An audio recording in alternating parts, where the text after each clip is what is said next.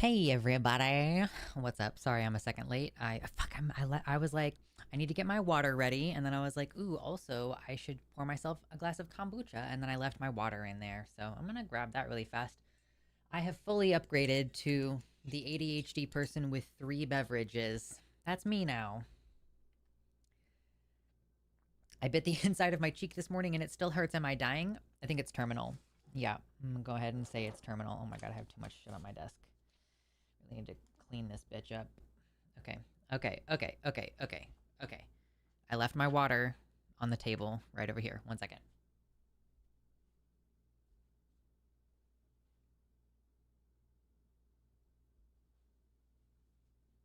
Okay, now I'm ready. I have all my beverages.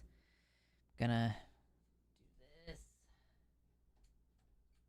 That's a light, and boom. Okay, now we are figured out. Hi, everybody. Here we go. Well, I hope everyone had a good Labor Day. I took me a break. I took a day off on that day, and I basically didn't do much on either Sunday or Monday. Actually, my friend got me a game, and it's called Tavern Master. And this friend, so it's kind of interesting. I've never had a friend who liked the same games as me. When we're like, okay, I've been friends with this guy for 12 years, I think. I'm trying to think, like, when did I meet him? I met him, I think I had just turned 19. So, and it's like only recently do we play games together and stuff, because a lot of the time it's like my partner decides what games, and then we just kind of play that. And more recently it's been like, hey, yeah, I think you would really like this game. And he got me this game, Tavern Master, and it's like crack for me. So I'm just like, I spent all day Sunday and all day Monday playing it. It was a lot of fun. I enjoyed. I had a good time. I just kind of chilled and, enjoy what has been fought for by our forebears as far as labor protections go. And, it's important to remember that all of the workplace protections that we have, and so all of the OSHA regulations, all of the regulations that go in, hold on, do I have it? No, I put it somewhere else. My National Electrical Code, like the legal document that says here is how to create a legal installation for electrical wiring in the United States. All of those safety precautions, all of those limitations and all that stuff were bought with blood. So that's what Labor Day is for. I know we're done with Labor Day now, but I'm like, that's when we like take the extra day for Labor Day, it's not just to hang out with our friends and family. Much like many other holidays, like there is an underlying purpose to observing the day, to acknowledging the day. So Labor Day, shout out to all the folks out there who work hard and whose blood and bureaucracy have purchased us those protections. Hello, Naomi. Hello, Psychoplebalian. Hello, Actual Goth. Good to see ya. Timerinia. Hello.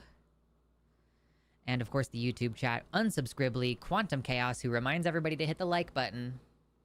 Good tip. Sophie and Evie. Hello. 10K Reasons. Ancom Jane. Dally. Banana Brains. Someone called Banana Brains Potassium Cranium, which is funny. I had to go to work this Labor Day because I just got this meat slicing job at a big grocery store. Yeah, I mean, I don't want to go off on an entire tangent about it, but it is kind of funny. Like, as a person who, like, up until me doing my own job here, I have for the most part been a retail worker. Although I guess I kind of upgraded into a more quote-unquote skilled form of labor that did do things like have a normal fucking weekend and things like this. But yeah, it's people will be like, oh my gosh, I'm so sorry you're working today, and I'm looking at them like, you are literally the reason I'm here. Like when you're working at cashier station, retail, whatever, and somebody's like, oh man, it sucks that they got you working today, and I'm like, why the fuck are you here then?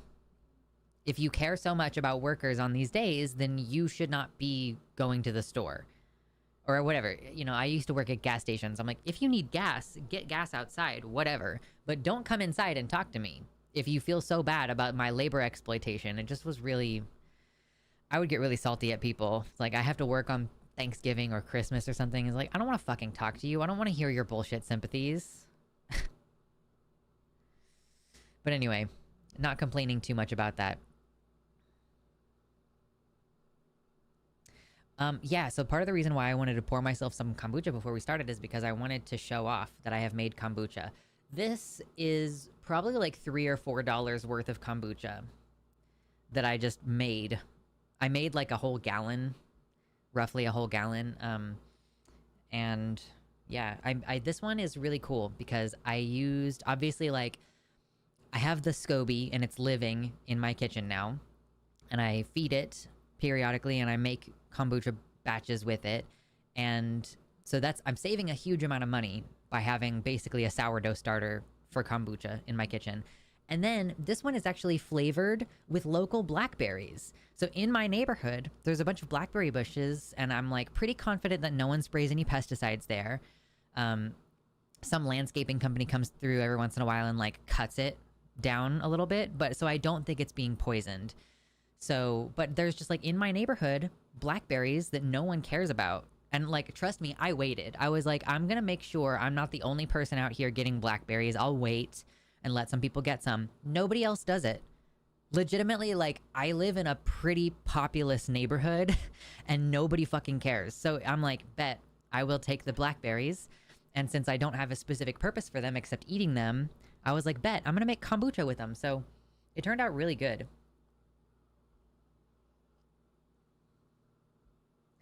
Ooh, yeah. See, that's nice. It's like the blackberry flavor goes really well with the kombucha tanginess.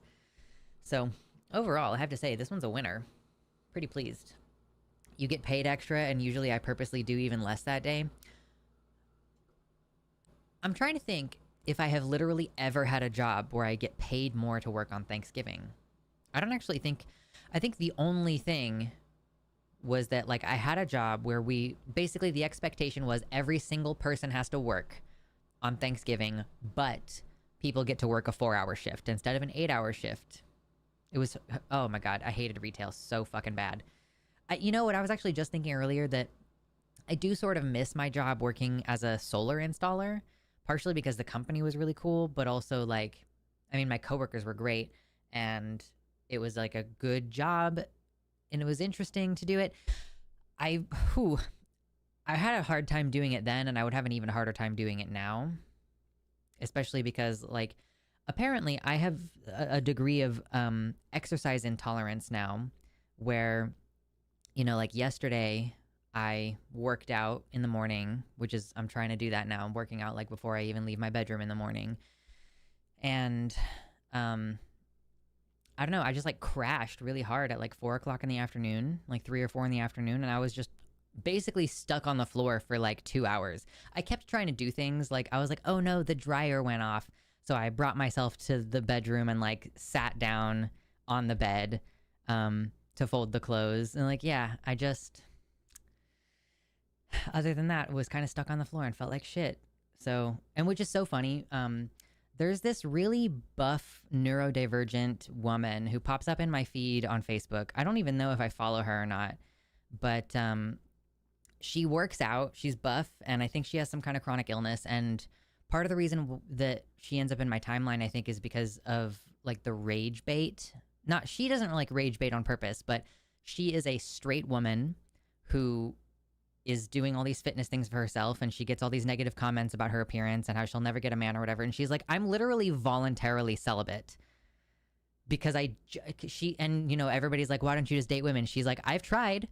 I am straight. I am heterosexual, and therefore I am just voluntarily celibate because I don't need a man in my life right now. Not dealing with it.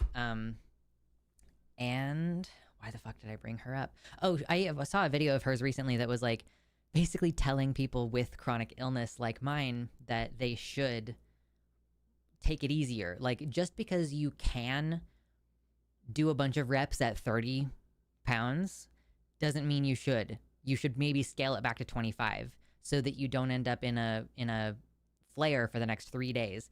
I saw that woman say that, and like, still yesterday I was doing squats in the morning, Well,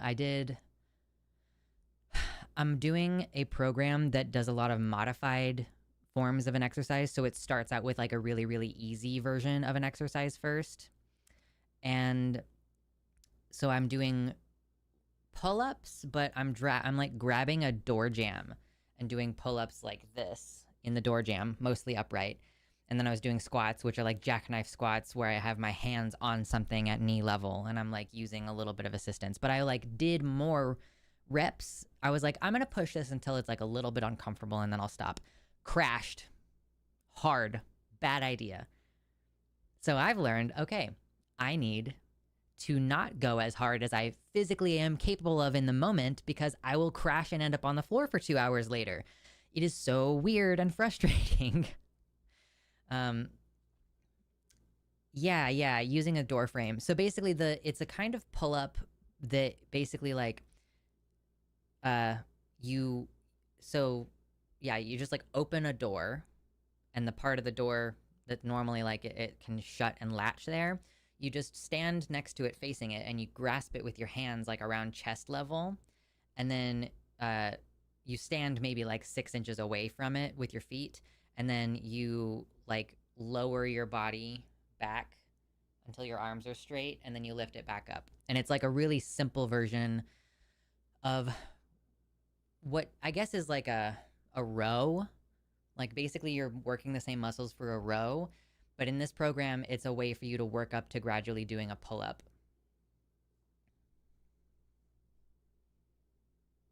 So I guess if you're a person who doesn't really have any exercise equipment and you want to get fit, or like do like some level of exercise that's like super easy, Hybrid Calisthenics is the program that I use. It's an app. It's a free app on the phone.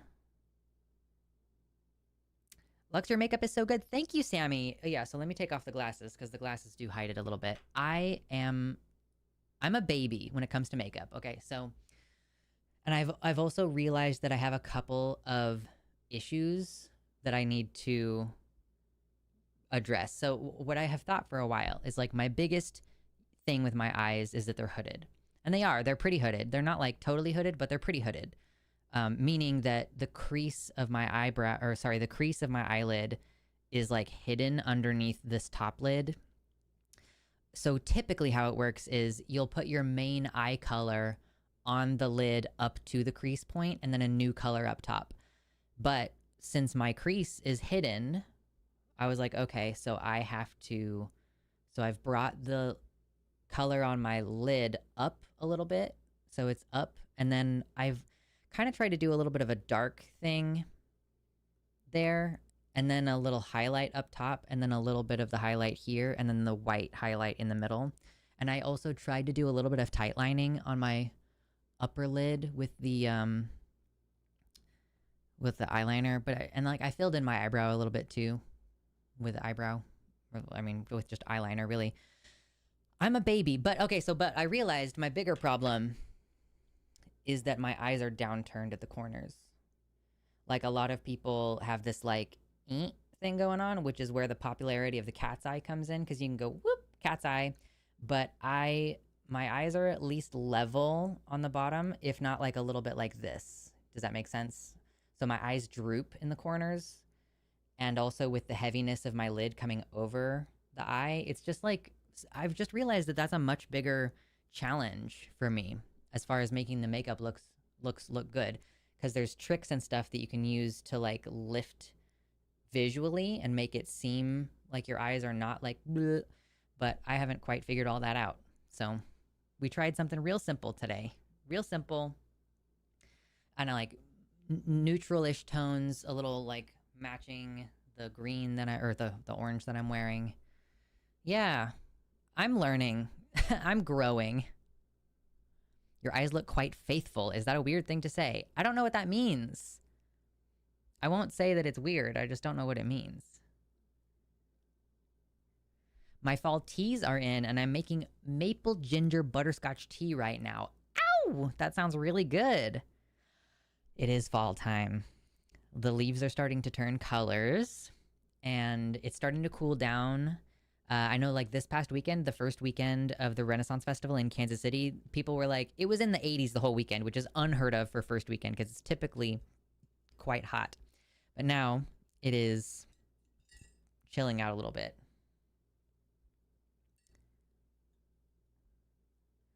Buff women are hot. Why would she not get a man? Nothing makes sense. So she's voluntarily celibate. She does not want to date right now because she has had a lot of disappointments. So like people are saying shit about her, like, oh, whatever, you're, you know, if you're gonna look like a man, how are you gonna expect a woman to date you? Whatever, just stupid shit on the internet. You know what I mean? But she personally, it's not like she actually can't attract a man because she's buff. She can't attract a man that doesn't have an issue with her being buff or that doesn't want to pressure her into having sex or whatever. Like all the problems that women have with dating. I wish I remembered her name. I don't know her name, and I would just have to go on Facebook and like hope that she shows up in my timeline right now. The dark eyes are just something else. Like loyal is the word. My eyes look loyal. That's really interesting.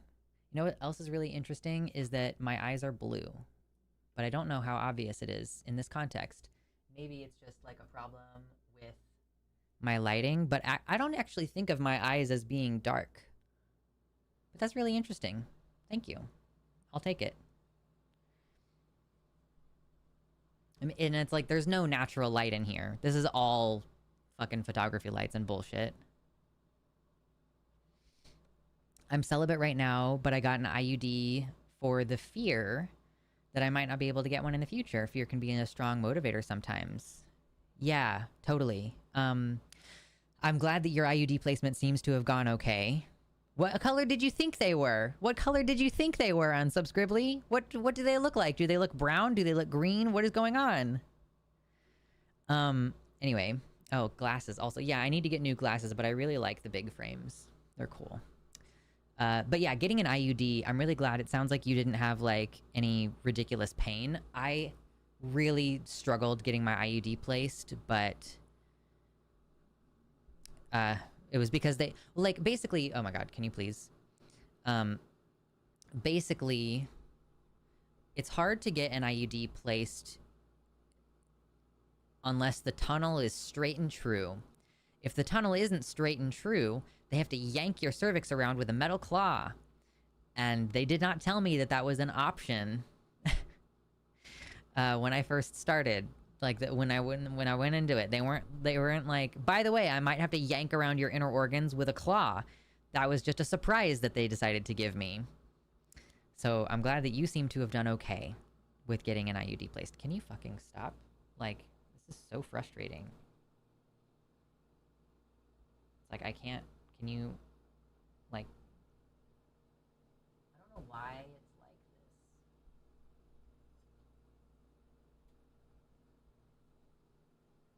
Do you mind? Hugh Jasshole? Hugh Jasshole. Okay. That's a little bit better. Oh my gosh. Okay, thank you for clapping for me, Mickey. I thought your eyes were green-ish hazel kind of thing. Sort of, yeah. I guess they do have the, like... I have the, like, starburst in the middle that's kind of like a goldish color. And then it's, like, blue and then gray in the ring around the outside. So I guess that kind of can smush together and look like a different color. Yeah, exactly. Hugh Jasshole. Mm-hmm. As someone who doesn't have a cervix, that sounds friggin' awful. Totally. Okay, so Quantum Chaos, here's my thing. I completely understand why getting racked hurts so fucking bad now. So here's the thing. Okay, so if you've ever had your internal organs yanked around with a claw, you'll know. But so your nerves inside your body are different than the nerves on the outside of your body. Like when you are hurt in your organs, it feels totally different to when you hurt in your muscles. So testicles have nerves that are like inner organs because it started out as an inner organ. Like if you think of the analogous organ, the ovary, it's inside the body, and even the testicles are inside the body until a certain age. So they are innervated in the same way as your inner organs. So basically, like when someone gets kicked in the balls, it's like having your cervix yanked around with a claw. So like I understand in a way that I did not understand before.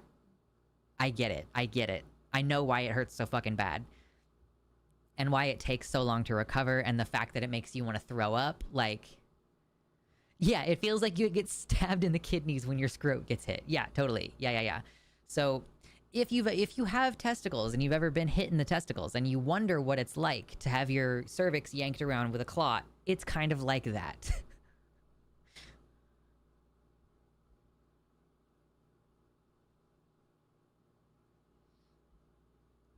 The internal organs have either nothing or extreme pain as far as sensation goes. True.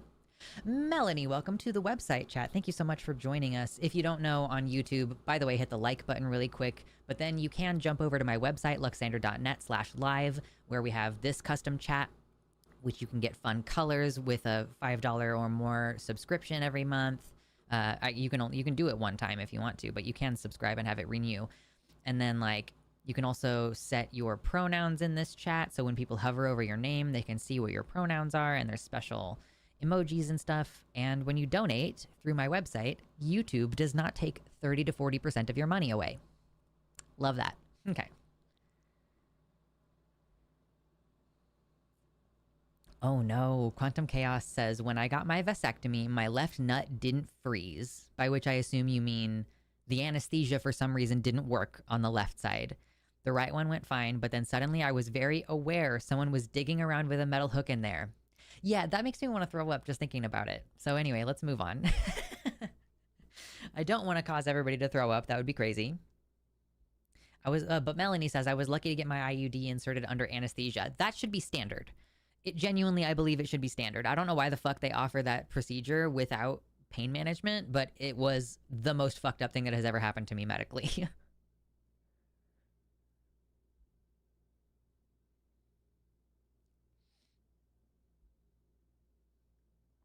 Anyway.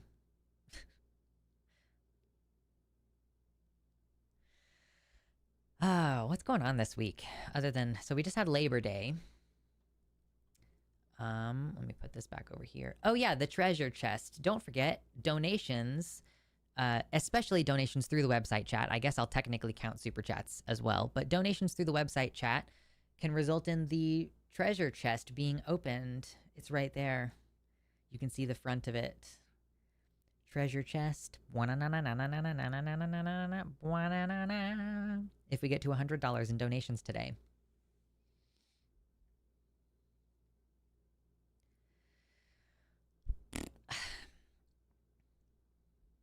It's September already.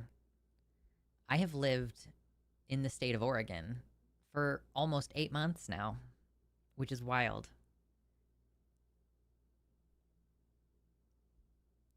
My life story is just a series of, at the time, traumatic, but in retrospect, objectively funny medical incidents. I'm glad that they're able to be funny in retrospect. Anything fucked up that has happened to me medically is not something that is possible for me to be like, LOL about it later. Like, so far, so far. I'll keep my mind open, though.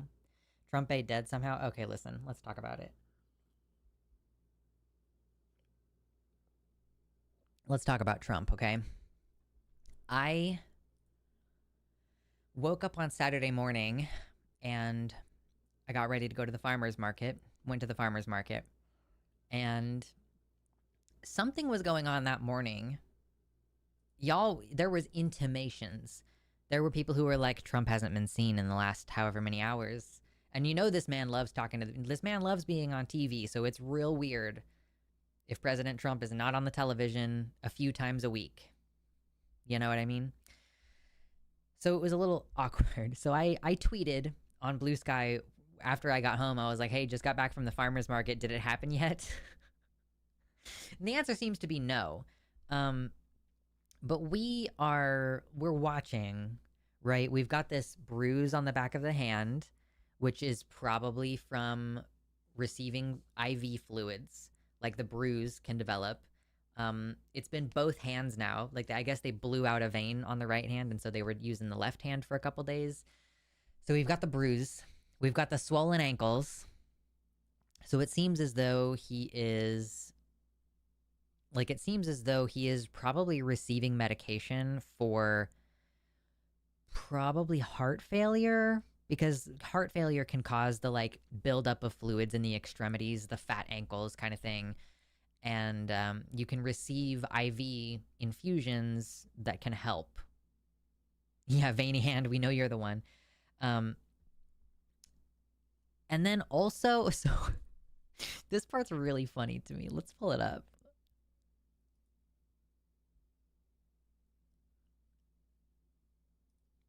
Let me get this ready. Who was it? Did I retweeted it, I'm pretty sure. Oh my god, I haven't uploaded a video in so long. I need to do that. I'm like close to being done with the one about they/them. I should be able to have it out by Friday. I don't know if I have enough time tomorrow with Takis to work on it, but we'll try. I did post a version. If you want to see my they/them review, like most of it, without like the little thing in the corner that's like, here's the video playing from the movie, here's a screenshot from the movie, like everything else about it though is basically ready to go. It's on my Patreon for $3 or more. You can see it early. But ooh, boop, boop, boop, boop, boop. I don't think did I retweet it? Where is it? Okay, yeah. Okay, here it is. You guys know Derek guy, right? You guys know Derek, the guy who talks about how clothes fit good or don't. So this person retweeted and said, if the way we find out Donald Trump had a stroke is that the menswear guy analyzed the fabric of his suit for irregularities, the internet is gonna fucking lose it. Well, that does kind of seem like what happened here. Strange. Fabric doesn't normally fall like that across an arm. So looking at this arm closely, like, look at this. Okay, so this seems to me like this is the actual flesh of his shoulder, maybe? And then, like, there's something above the shoulder. There's, like, a bump. I do not know what a shoulder brace looks like. I've never had to wear one, so I don't know what it looks like. But, so I may be guessing incorrectly. Like, it just seems like there is some kind of supportive device up top here. Or maybe something over here. I'm not entirely certain what I'm looking at, but it is definitely weird. And the menswear guy is the one who pointed this out. Here's the little video of... Really? What was it? Shut up. I don't want to hear you talking, dumb fuck. Someone posted a video of him, like, walking across. And he, like, smashes his hand into... Oh, yeah, here it is. As he's leaving, he, like, smashes the lower part of his arm into the podium edge.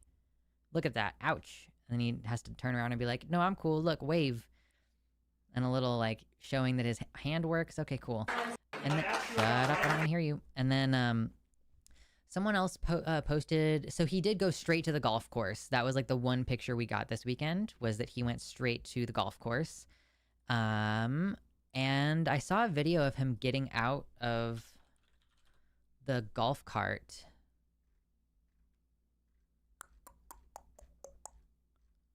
Let me see if I can find it. Homie, why is there such an oversaturation when I look up Trump leg?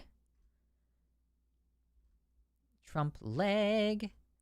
Golfing. Maybe we'll try a third word. Trump leg golf.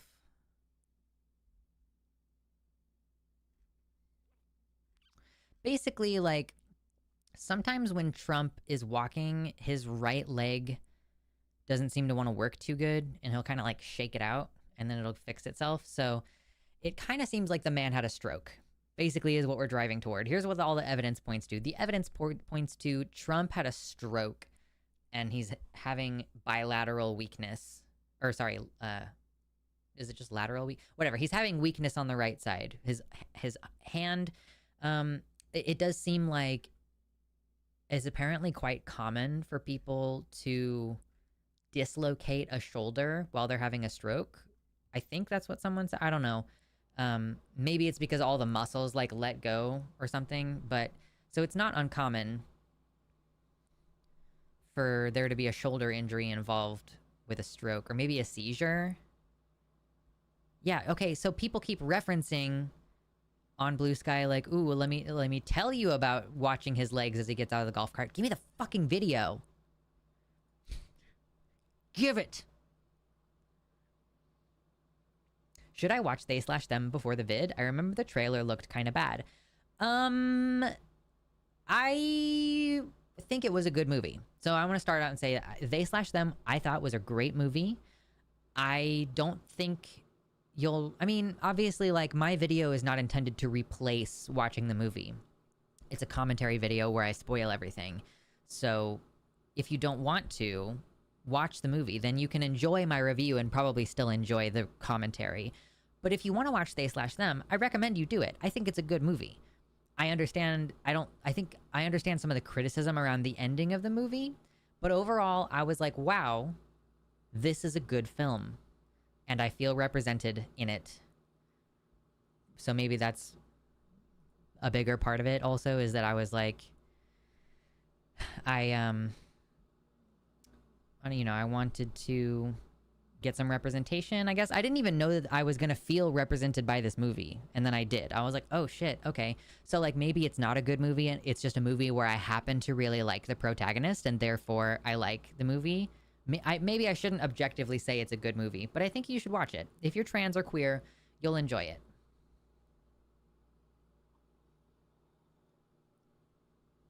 I always watch the movie first, but not a patron, so I don't think the video's out for me yet. Yeah, no.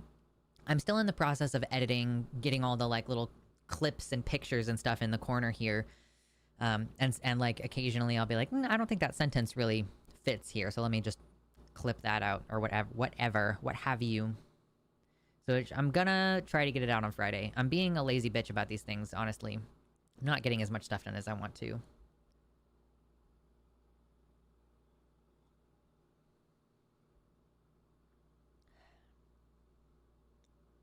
Oh no, Melanie. I'm sorry your IUD is still giving you issues. Yeah, I've been contemplating the hysterectomy as well. Just because, like, I don't know. I think we're pretty firmly, like, we probably are not going to procreate, and it's been really convenient to not have any periods. I have this thing in my arm, so I don't have periods, and it's been really convenient. So now I'm like, man, maybe I should get a hysto. I still haven't gotten health insurance, but...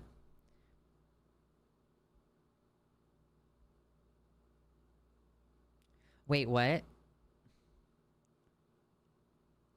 Tanya says he doesn't have to disclose his medical treatments to us, nor should we gossip about it.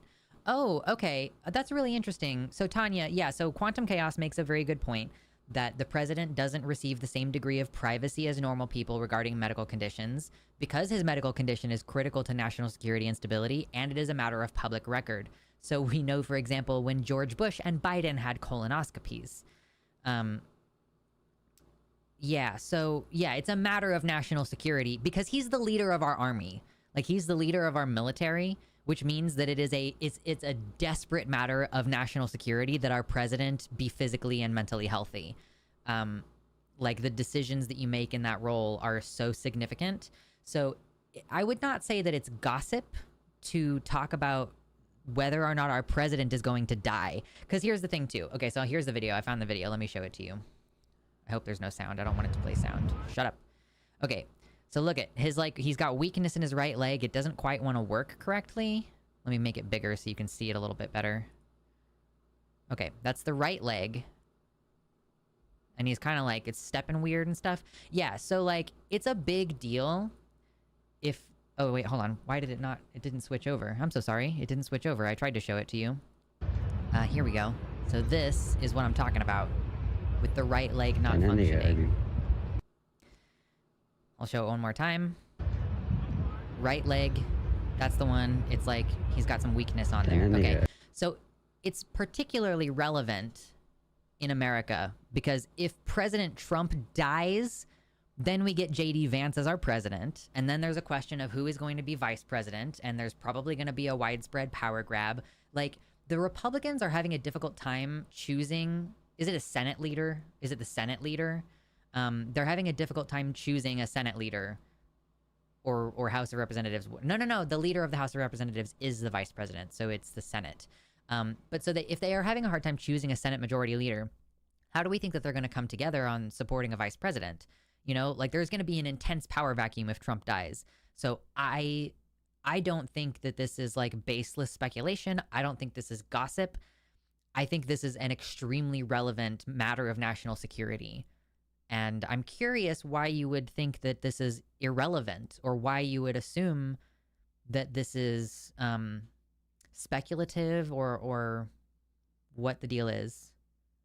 We should want him to appear strong. I mean, he never has appeared strong. If we're being if we're being totally for real, he's Putin's bitch, and he always has been, and everybody fucking knows it. So it's not like Trump was being laughed at by other world leaders like during his first term. He is not a serious man. No one takes him seriously. We don't Trump appearing strong has never been on the table.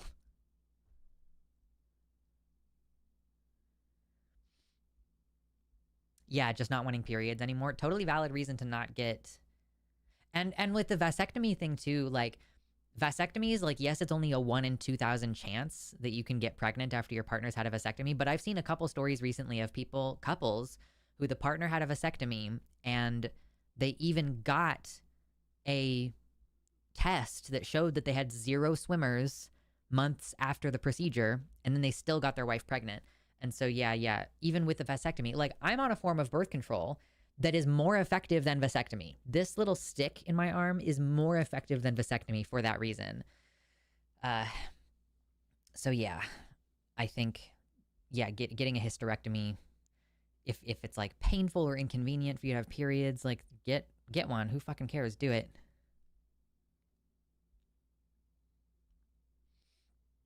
Excuse me. Not even his own citizens take him seriously. Yeah, he doesn't appear strong, for sure. Would you have felt betrayed if you had voted for FDR without knowing about the polio? Would I have felt betrayed? Well, okay, so I guess I don't know a lot about the political circumstances around FDR taking the presidency. I do know that he got 3 terms, and that is where the 2-term limit thing came in, because FDR was just rolling out reforms for like 3 terms in a row. Would I have felt betrayed? I don't know. It's a completely different cultural context. I have no idea. I couldn't possibly say. But yeah, Captain Bone Spurs, Melatonin Ally, points out that Trump dodged the draft because of his alleged bone spurs. So the fact that like we've had veterans be president before, and this guy like dodged going into military service because it was 4 terms. Shh. I'm not brushed up on my history facts. I thought it was only 3. My bad. 4 terms. Wow. And honestly, I understand why we have term limits on stuff like that, but FDR, if there was any president who should have gotten more than 2, then I'm glad that it was FDR. He did so much good for this country. Probably some bad stuff too. I don't fucking know all the details, but like I know that a lot of the major reforms came under his guidance. Anyway. Banana Brain says, I got my wife pregnant and we didn't even have sex. Baby doesn't look like me though, which is a bit strange, but whatever. True. 3 full terms. He died a few months into the 4th term. Okay. Gotcha. I think men are touchy about physical body being linked to his ability to do his job. Totally. And like, that's something that I was talking to my partner about recently. I was like, I think we were talking about some things regarding like my disability and how my job or like my ability to work is impeded by the fact that my health is really inconsistent. And I was telling him, I was like, you should probably start like mentally getting ready for losing your physical ability. Because my partner is like, he's a cis male. He's quite strong, just kind of naturally. He's got like a lot of stamina to just keep going. Like we filled don't go there. We filled the moving truck in the course of about like 3 days, I think. And it was mostly him. And he just kept going and going and going. And by the 3rd day, I was like, I literally cannot physically force my body to get up off the floor right now because I have been going, and I can't deal with it. It was so hard. But he just kept going. And then he drove for 4 days. He drove all of the days up here. And then on the fourth day, when we arrived at like noon or whatever, he started just unloading the shit. And like by that time, yeah, I was like ready to start unloading the shit and everything. But God, like he is just like the Energizer Bunny. Literally, he just goes, goes, goes, goes, goes. But I was like, yeah. So because of the fact that he prides himself very much on his ability to work, and he prides himself on, you know, being able to keep going and stuff like that. You know, like it's a part of his identity, which because it's part of his body, cool. Like I get it. And I was like, yeah, you should probably start like mentally preparing, because the change that you have to go through is such a big deal when you become disabled or you get old enough to be like, I'm technically disabled now. And he was like, yeah, I am starting to already think about that. And I'm like, good, because yeah, you're going to lose your physical ability at some point, and preparing for it beforehand. And of course, it's going to be totally different for him. If he is old and he starts to lose his ability because he's old, and then he like breaks a bone because he's old, that's a totally different experience. And like he's already lived his full career and stuff. And that's different from like me losing my physical ability in my 20s.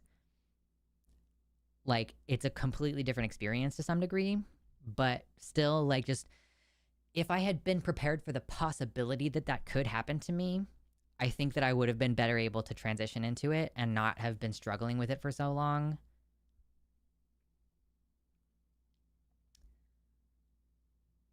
I have got severe nerve damage in one of my legs, and it acts like Trump's sometimes as well. He's got something going on. Yeah, absolutely. He's got something going on.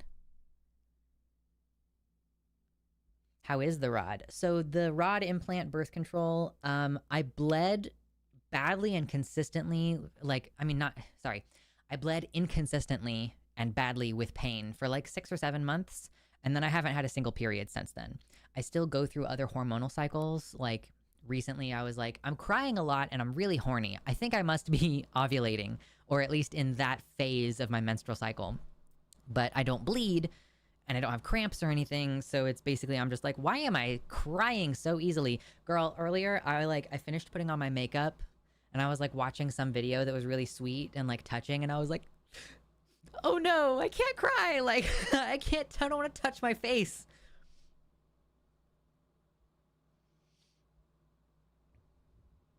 I don't know much about 1930s politics. It's just an interesting comparison. I mean, I knew that Trump wasn't in good health. Like, if I voted for someone in their 50s who got sick, I would be like, oh, that sucks. But like, I didn't vote for Trump, to be clear, but like Trump getting into office at age 78 or whatever, 79, is like, yeah, of course he's gonna die, or probably he's got some health issues. He's never taken care of himself physically. I've seen 80-year-olds who are in fine fettle, like good health, and he is not one of them. So he could do the job fine without being physically strong. Yeah, he's been doing it. But he needs to be healthy to be capable. He could be president in a wheelchair, speaking of FDR, but if he's losing his cognition, that is a real problem. Totally. Like, to what extent is he just a figurehead of a shadow government who is ruling on his behalf? If he dies, and I speculated on this, I think there's a possibility that if Trump dies, there might just be, like, the Republicans might just say, there was an attempt on the president's life and we've moved him to a secure location, and then they just start putting out deep fake videos of him. Like, I genuinely think that that's a possibility. My political predictions have been crazy. Not great. Like, not accurate necessarily. Like, we're currently living through something that I was like, I don't think that's gonna happen. Do y'all remember like a year ago when I was saying like, yes, I think Trump being in office would be a bad thing, but I don't really think he's gonna like what? Are we gonna see like boots on the ground in progressive states? Like, I don't know if that's gonna, I was like, I don't think that's gonna happen. I was incorrect on that one. My prediction was incorrect. We have boots on the ground. We had boots on the ground at LA. There's now mobilization going on in Chicago, and I watched JB Pritzker's, like, I watched him like 20 minutes of the press release that was posted yesterday morning. The governor of Illinois and the mayor of Chicago, whose name I do not remember. I'm so sorry. I feel bad about that. I wasn't there to watch a press release, a press conference of other people. I wanted to see what JB Pritzker had to say. And he was basically like, look, they're clearly mobilizing. We didn't ask for this. We don't want this. They're mobilizing Texas National Guard to go invade Illinois. So basically, a Confederate army is being mobilized against a northern state. That's what's happening. And I'm like concerned because like I do know people who live up there, and I like that Pritzker was like, we're gonna call this what it is, you know? He stopped short of saying like this is an occupying army, but I don't think it would be inaccurate of him to switch to that kind of rhetoric if and when the deployment occurs. And I haven't checked anything today. I don't know what the mobilization effort is at this moment, but we have to trust the Joint Chiefs, etc., to make decisions. He can be a figurehead. I mean, do we want him to be making decisions? Tanya, I really firmly disagree with the idea that we have to trust the Joint Chiefs to make decisions. Like, every single person in this government, like in this administration, is a sycophantic yes man who wants to completely destroy and dismantle public health and public trust and public safety. Like, we don't have to trust the Joint Chiefs. You know, like, I don't think it's hypocritical for me to say, like, Trump is bad and also everyone around him is bad. You know, like, to some degree, Trump being a huge fucking idiot is a benefit. That's a benefit to us. So if he is no longer in the picture, then who is even making the decisions becomes less clear. And like the power vacuum, you realize that in power vacuums within fascist movements, there are political assassinations. You know, like JD Vance might try to elevate himself into the presidential position and get fucking assassinated by another Republican during a power grab. That's where we're at right now, historically speaking. Like, based on times where we have watched this happen in the past. And I don't think that they will be yes men for whoever has that job. Can you imagine how demoralizing it's going to be for the right wing if JD Couchfucker Vance is their leader? Like, there is an amount of like cult of personality that Trump has that he's able to weaponize. So it's like the unification of the party behind him is going to crumble, in my opinion. If he dies. So yeah, I mean, it's a big deal what is going on with his health.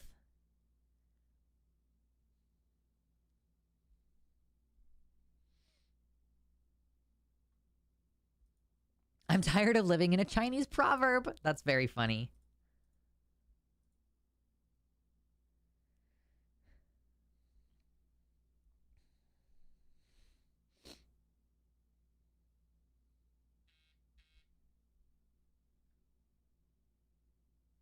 The fuck?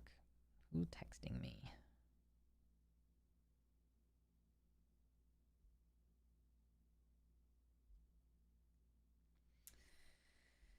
I don't think Hitler was very smart. Yeah. Yeah.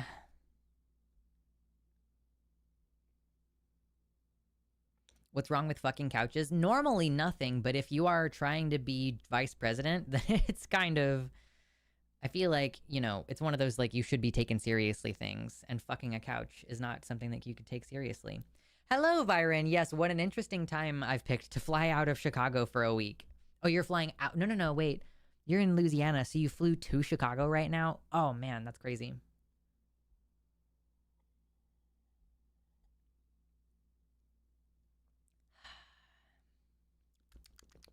Yummy. Yummy kombucha.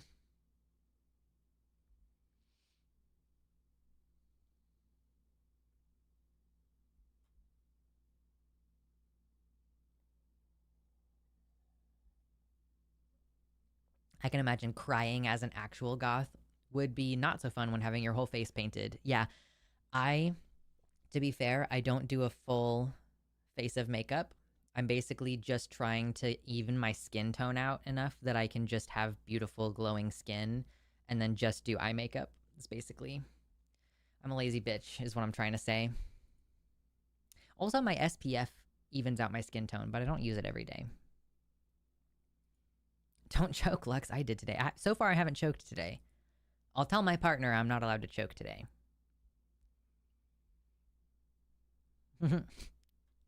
I like how that has more than one meaning, too. Even in the context of fucking my partner. It's funny.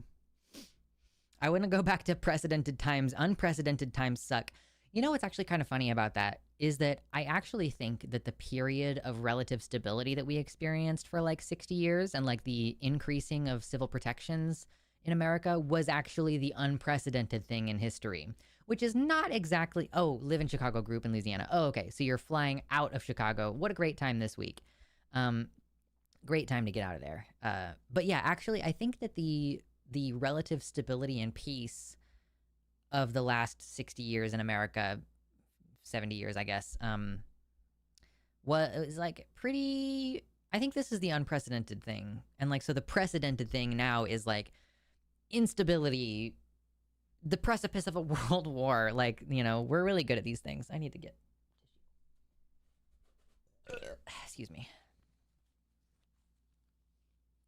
I'm still trying to get comfy with foundation and covering my beard shadow. Yeah, totally. I don't have to do any covering up my beard or like color correction. So that's like, that is a fun thing to learn though, color correction. I might end up learning color correction for my under eyes, except that now it's in vogue. It's vogue to have baggy under eyes now. Is that like people are deliberately doing their makeup to make themselves look sleepy? Whatever. So now I'm glam and I don't even have to try. I'd say we should be building alternate democratic systems from the ground up right now. Okay, so I'm going to talk on that in a second. Hold on.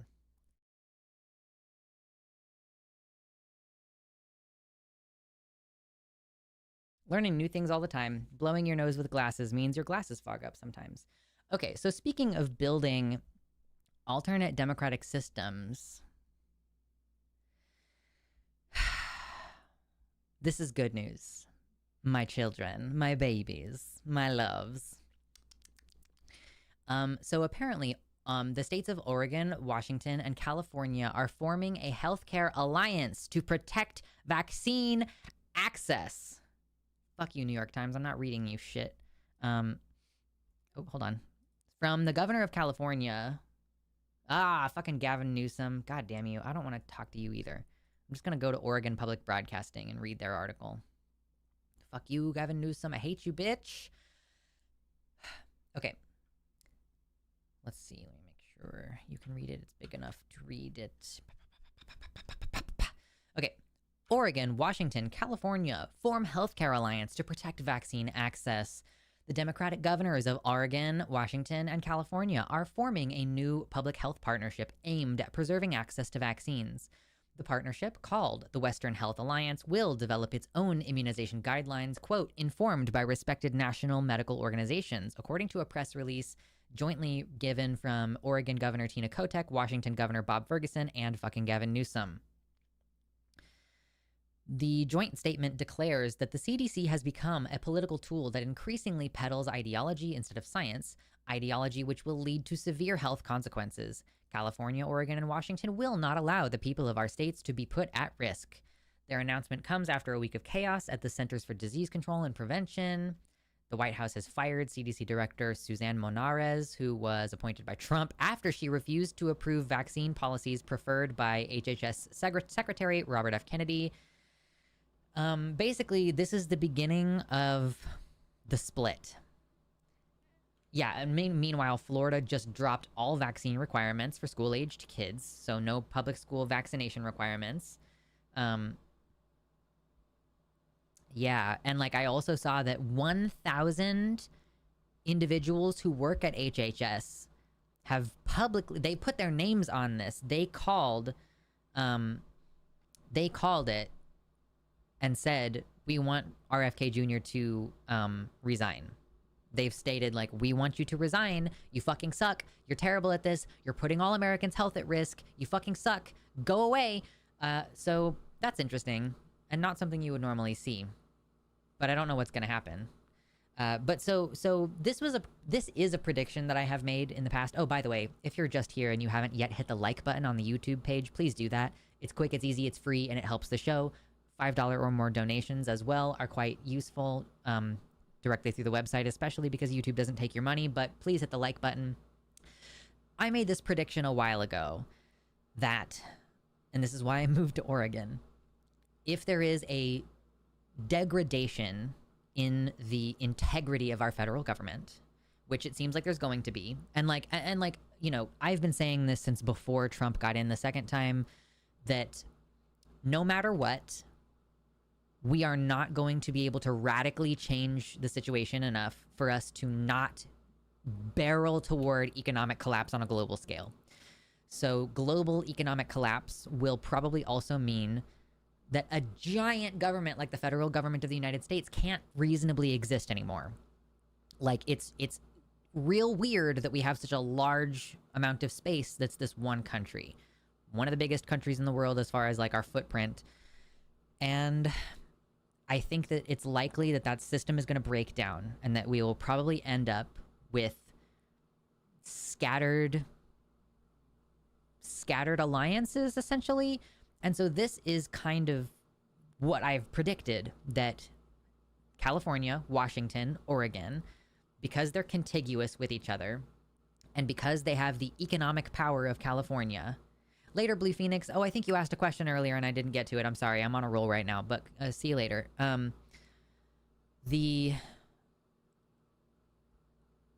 I think this is kind of the first thing where it's like Washington, Oregon, California have now banded together and say, we are going to agree to basically they're creating a little miniature government within the bigger, right? So like each state has its own government and then they are subject to the federal government.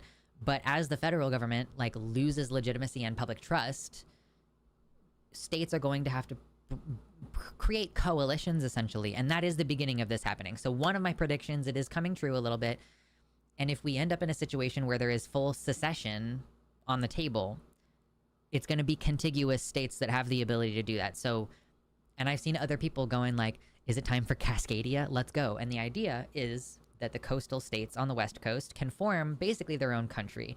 And I'm not recommending that we secede, by the way. Like, I don't think that I'm just saying, like, in the inevitable situation that the federal government loses its ability to extend control, and loses its legitimacy and kind of falls apart internally, which is what I predict is going to happen. You don't need to do anything. There is no Viva la Revolution. You don't need to do anything. It'll collapse on its own. Just give it 15 years, okay?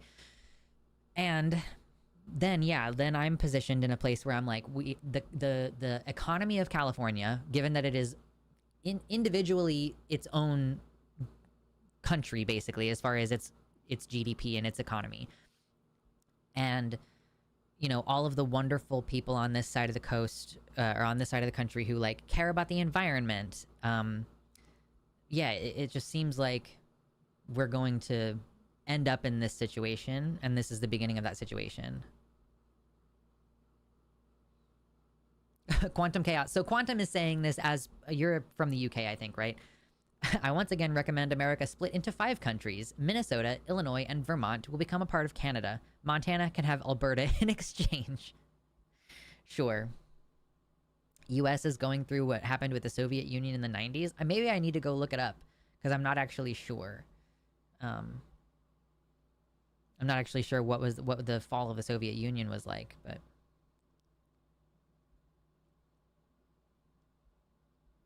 Canadiana.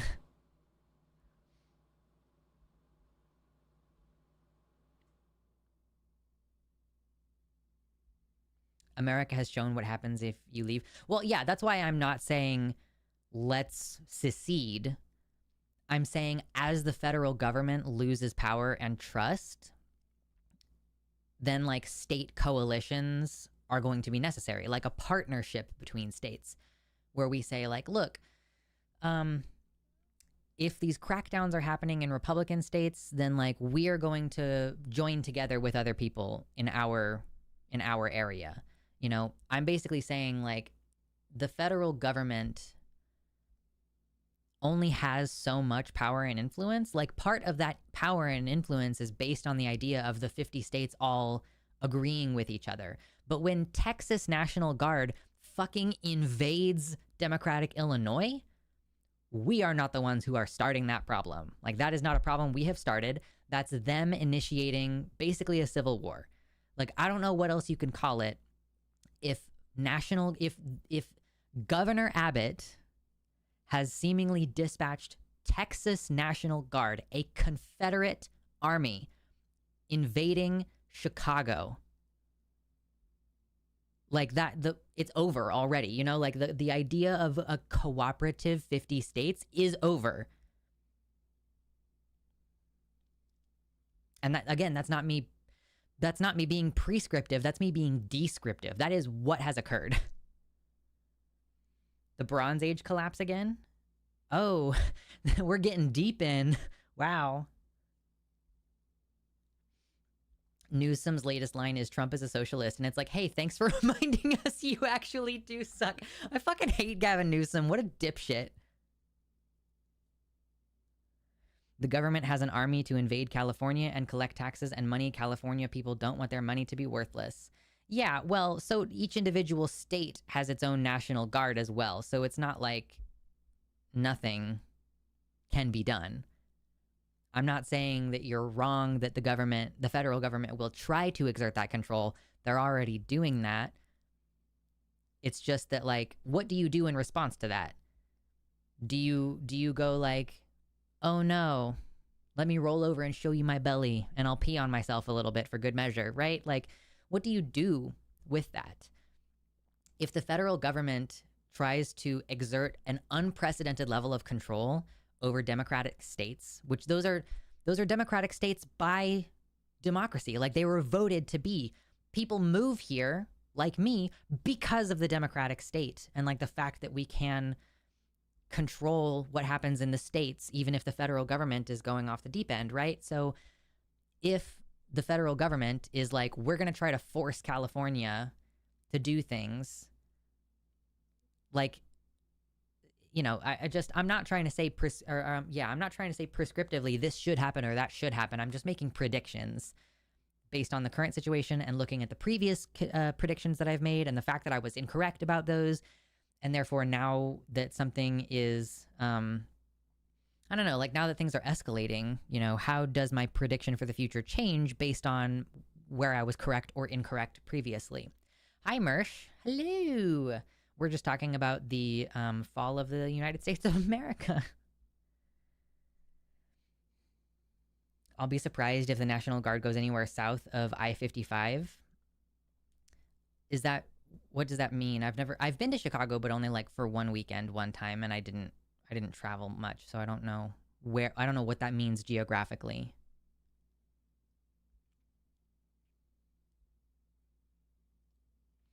Fuck RFK. In addition to all the other stupid shit he says, he is also an HIV denialist. I work in HIV care, so that pisses me off so much.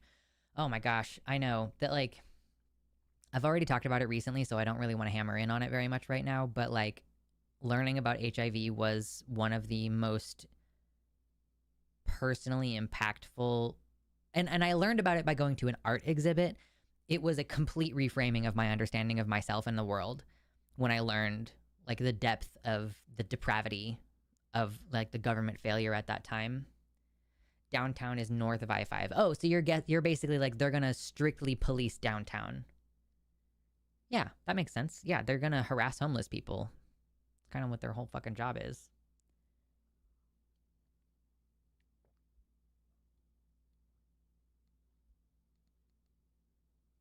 I like Newsom antagonizing Trump, but he threw trans people under the bus. Yeah.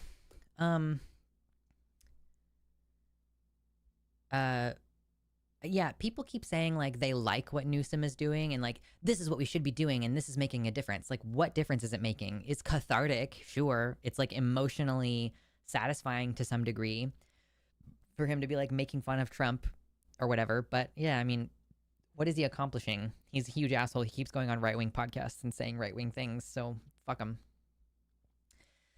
Illinois is already ours, so we don't need to invade. Tanya, is it your opinion that California needed to be invaded? And what do you mean by ours? Like, Illinois is a Democratic state with a Democratic governor, and so why, if you don't think we, quote, need to invade, why is it that Trump is staging troops and ICE agents in Illinois, in Chicago? Like, why would he be doing that if he, quote, doesn't need to? I don't really know where you're coming from. I'm assuming, Tanya, that you are coming maybe from the line, where I have been very active recently, and so maybe, you know, you're just not familiar with my level of politics, which is fine, and I'm not annoyed. I'm just really curious. You know, we don't normally get commentary like yours.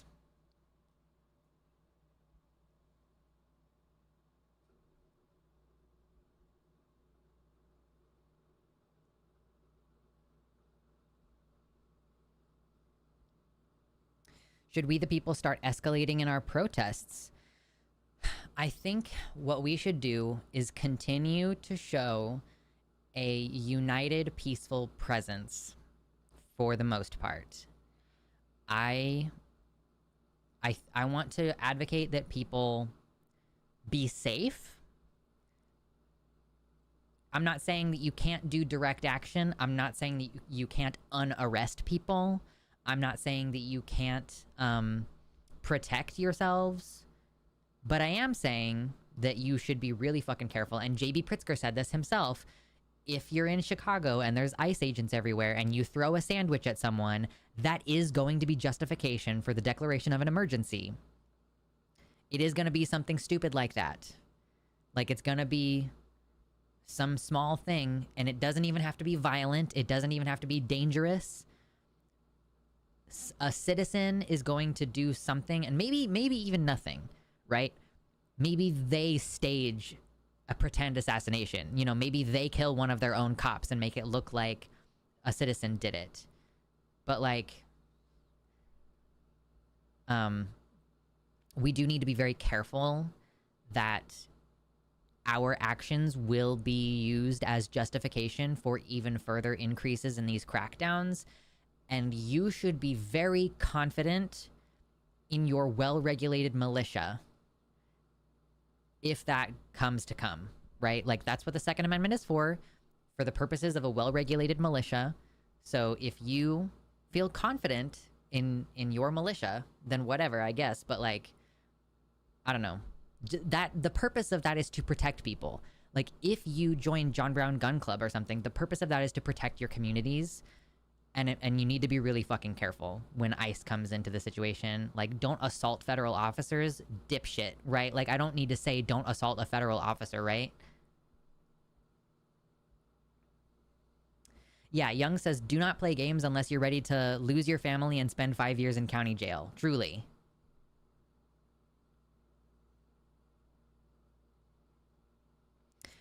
Excuse me. The deployment of the National Guard, the way it's been done, is completely unprecedented and literally just an arbitrary display of power. That's true of LA, it's true of DC, and it will be true of Chicago. As well, it's also been declared unconstitutional. Like, there was a federal judge who declared that the behavior of the National Guard in California was illegal. Like, there's the Posse Comitatus Act or whatever it's called that says the military cannot be used for the purposes of enforcing the law on United States citizens. That's not their job. So it was illegal what happened in LA, which may mean that there could be further stays where it's like, hey, if you deploy again like this, that's fucking illegal. And Pritzker and all them in Illinois are like, we are ready to sue as soon as something happens. Because, again, unfortunately, the justice system in the United States is, wow. The United States, sorry, hold on. I read something in chat, and it was the dumbest fucking thing I've read this week, and it canceled everything that was going on in my brain. Hold on. I don't remember what I was in the middle of saying. Sorry. Yeah, the National Guard thing. So it's clearly illegal, what they are doing. And Pritzker and them are ready to respond because our governance system works in a way where you can't prevent a harm from happening. You can only respond after a harm has happened. Um, yeah, anyway, so we're basically like waiting for human rights abuses to happen. And then we can respond. And then, like, if they continue to deploy the National Guard in ways that are illegal, like, then there might be grounds for, you know, impeachment or some kind of temporary restriction on the executive branch and what they're allowed to do. Like, I don't know. It kind of gets, I mean, that's where we get to, like, this shit is literally unprecedented. I don't fucking know what's gonna happen. No, guys, it was Tanya. Tanya said, I don't trust the local militia. I'd prefer the American military to protect me. Are you white and cisgender? That's my guess, Tanya, is that you are a white cisgender female who's probably never been poor in your life to say, I want the American military to protect me. Wow. Or maybe, like, I don't know if I'm the only political person that you've listened to. Like, am I the only person who you're getting news from? Then you have no idea what is happening? Like, are you not aware of what the, like, world is like right now? Have you not looked outside recently? Yeah, the military are not law enforcement and are not meant to be used as law enforcement. And there's no emergency. There's no reason for the military to be occupying United States cities. There is no danger. Crime is down in Chicago on, like, every metric. Crime is down in Chicago. So there is no reason for them to go in there except to intimidate and to potentially, like, take control during the mid elections or whatever.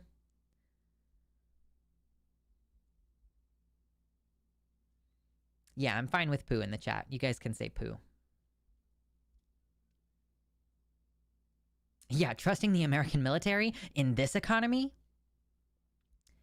Yes, a federal judge ruled Tuesday that the Trump administration has broken the law by deploying National Guard troops to Southern California. Totally. I trust the buff women to protect me.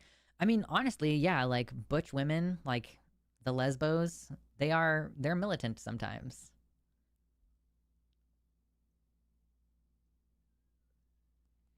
Remember how the Republicans called us crazy for saying that Trump could potentially put soldiers in cities to intimidate people? But LOL, here we are. Yeah, this seems to be a common refrain for... Did I say... Okay, so what's interesting... Okay. I don't know. Anyway, whatever. Jesus Christ. I'm slightly distracted. The ADHD is strong today. I keep forgetting what I'm saying. Yeah, so the Republicans keep saying things like, oh, that'll never happen, or like, nah, whatever, I don't think that's going to happen. And then it just keeps happening. And they seem to have not learned yet. They keep saying, oh, I don't think that's going to happen. And they just keep saying it. Like, the goalpost keeps moving and the things get more extreme. And they're like, certainly he will never reach that extreme, even though there's an extreme he already surpassed that I said, nuh-uh, he's not going to do that. Like, man, the denial is so strong. And then, like, the denial and the normalcy bias is crazy.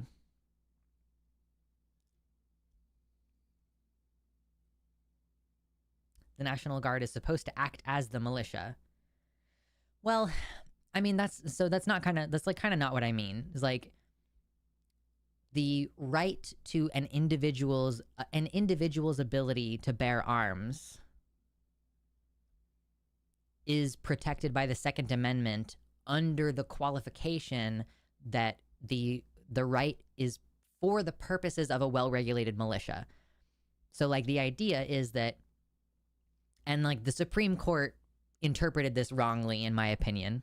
The Supreme Court should not have upheld an individual's right to own guns willy-nilly. Like, if you want to be part of a well-regulated militia that helps patrol your neighborhood or something, I don't fucking know, like, that's technically the only circumstance under which a citizen should own firearms, actually. Like, literally, legally, if you read the thing. But, yeah, I don't know. The military will eventually unalive someone. It will be like Kent State. It's a matter of time. Actually, I was reading... So, sorry, when I was watching J.B. Pritzker's thing, like, he said that 2 people died in LA ICE raids. So, actually, there have been deaths. Man running from ICE raid in Los Angeles dies after an SUV hit him on a Los Angeles freeway. So, there was 1 death. He was running from Home Depot and was struck on the highway. That's the only one that I'm seeing news articles for on the front page of Google here. But it wasn't the only death.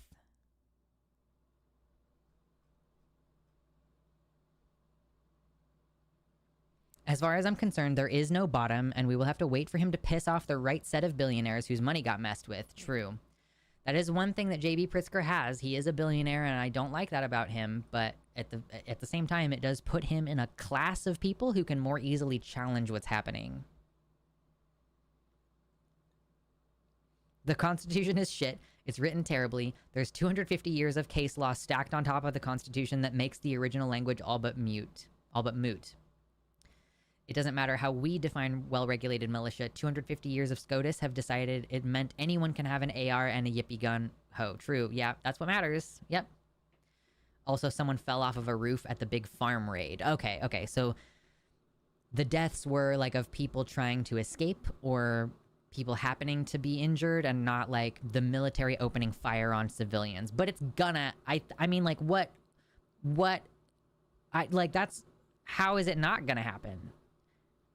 If you put armed troops on the streets, like, it's gonna happen. It's like the same thing was like, of course we have police violence and police shootings.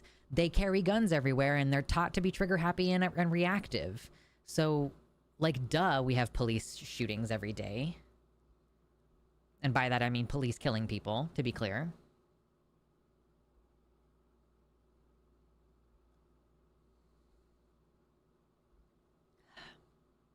Ooh.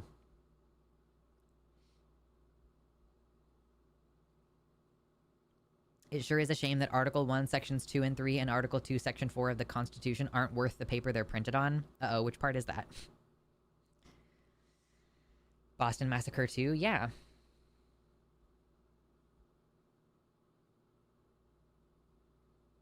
Yeah, it's so fascinating, Tanya, that you said that LGBT and people of color are represented in the military. It's like, do you really think that queer people are, like, accepted in the military? They literally just kicked out all the trans people. Like, I literally personally am coworkers with someone who worked as a doctor in the military and has lost his job and his pension because he's transgender. Like,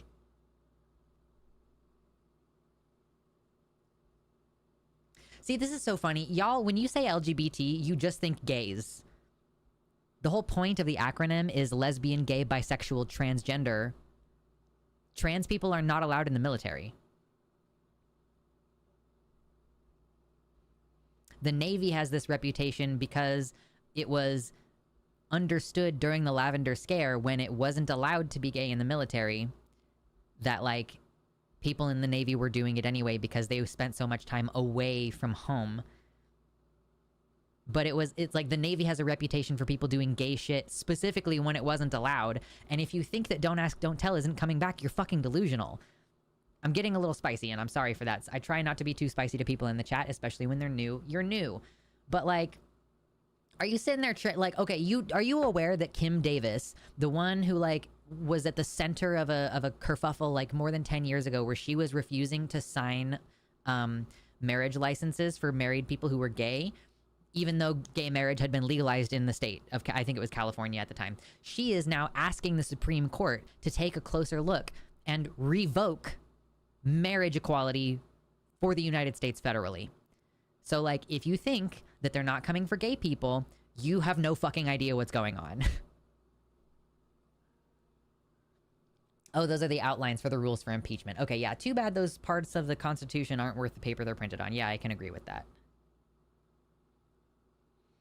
Miss Lexi says, I also know of someone who was fired from their federal agency job for being trans, so it is not just the military. Yeah, there has been a purge of trans people from the government in general, federal government in general.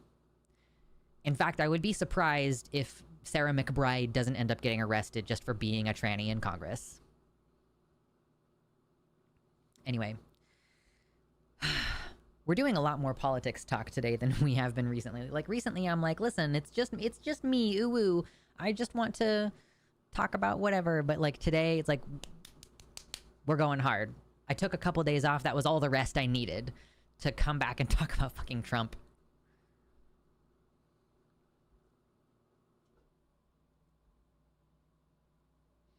I hate how people act like the Constitution is scripture written to perfectly the most perfect document ever, genius ideas.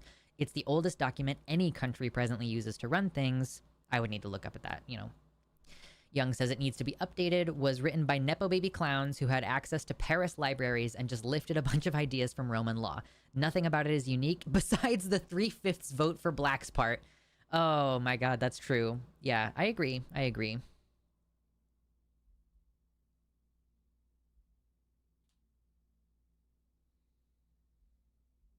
Existential dread is a powerful mood.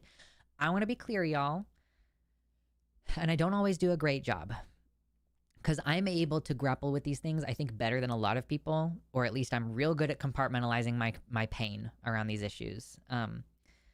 But like,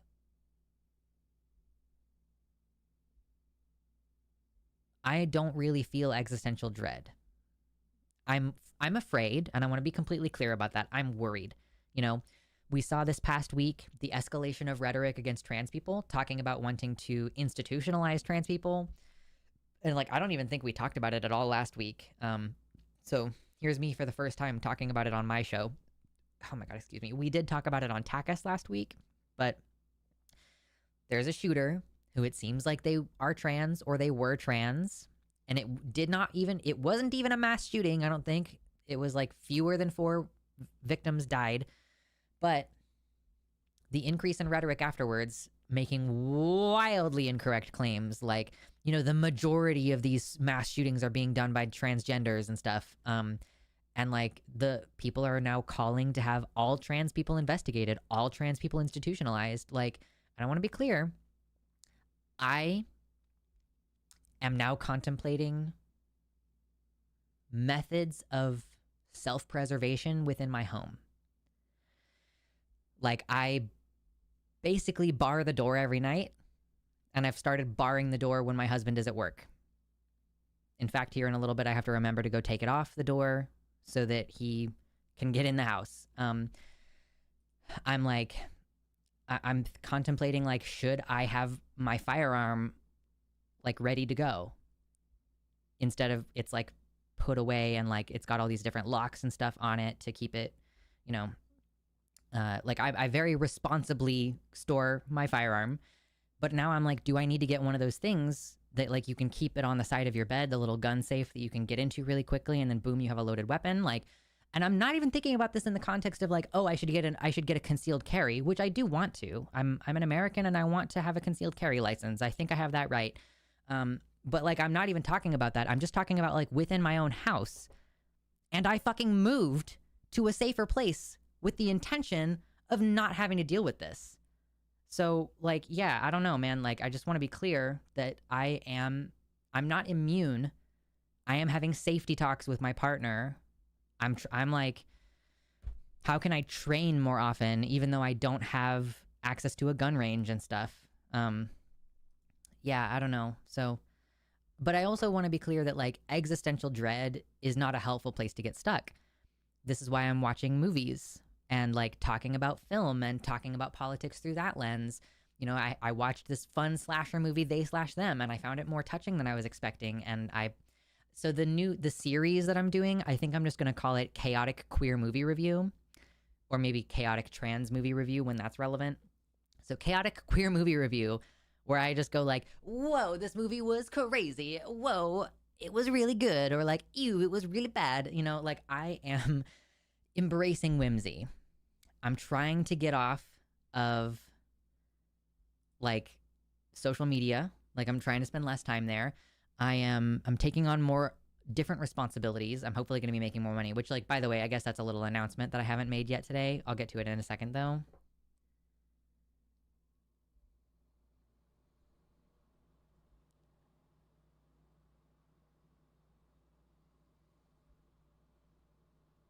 Miss Lexi says, I feel like my saving grace in their eyes is I have a well-paying job, so I pay taxes. I'm self-employed and I have to pay double the taxes that everybody else does. And I do every year on time, and I still don't think that's going to protect me.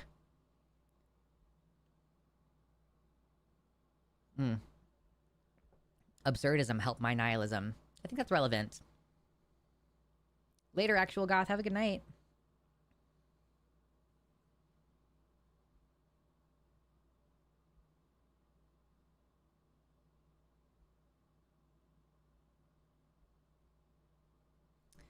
Mersh says they also use Doge cuts to get rid of a lot of queer people in the military and working on military projects. They also extended it to scientists, instructors, etc., who were special officers and civilian contractors. I lost my job due to this after 11 years at that position. I do have a new job, but I was unemployed and living on an IRA for 3 months. And why? Because I'm intersex and queer. Totally, Mersh. Yeah.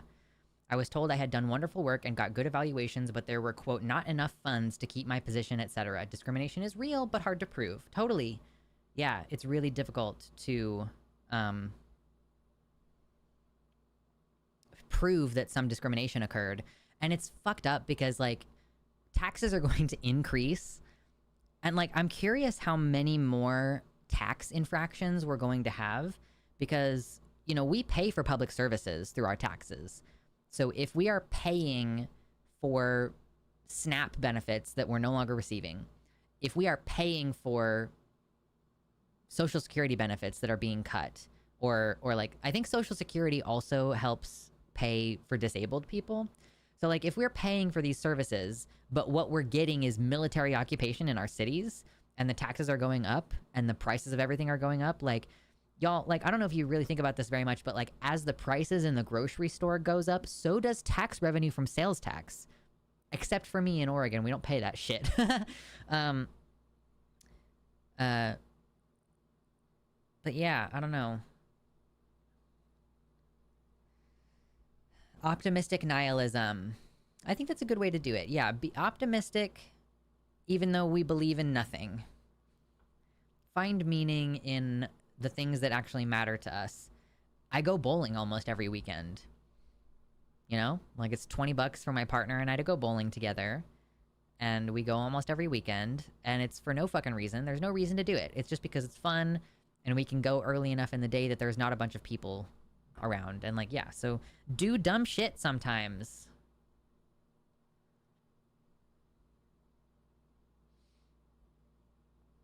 Mersh says, we are harming our national defense by removing scientists, engineers, and academics who are politically incorrect, i.e. woke. It is McCarthy era 2.0. Totally. And like, I've been saying that for a while as well, Mersh, that like, we are harming our national security because when trans people are in the military, like, the military is the #1 employer of trans people in the United States because it's stable long-term employment. And we are, hold on. Oops. You can see it happen. Like, the Etch-a-Sketch of my brain.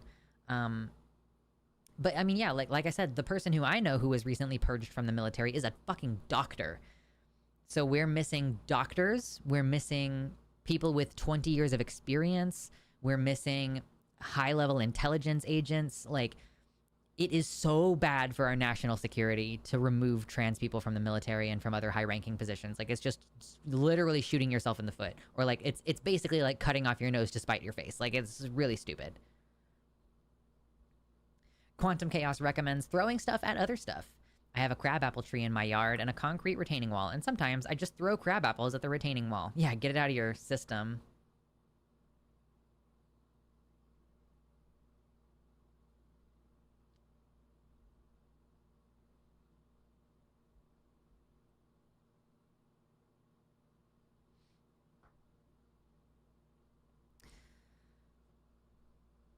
Trump tried to cut the census in his last administration, and I'm waiting for him to totally kill it this time. We won't even know how many people are here, so we won't be able to determine how many are gone. Real sus.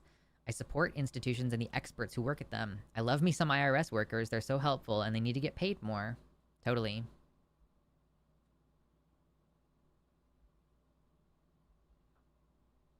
Loving my job prospects, getting a PhD the year the job market gets flooded with experienced PhDs. Yeah, all of these PhD level workers who are being let go from their secure government jobs and who are now looking for jobs privately. Like, yeah, I bet there's a ton more competition.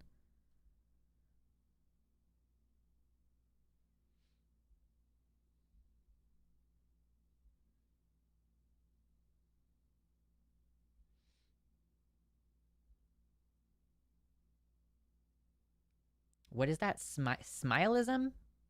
I don't actually watch most of our other shows on the line, so if Forrest said it, I don't know what it means.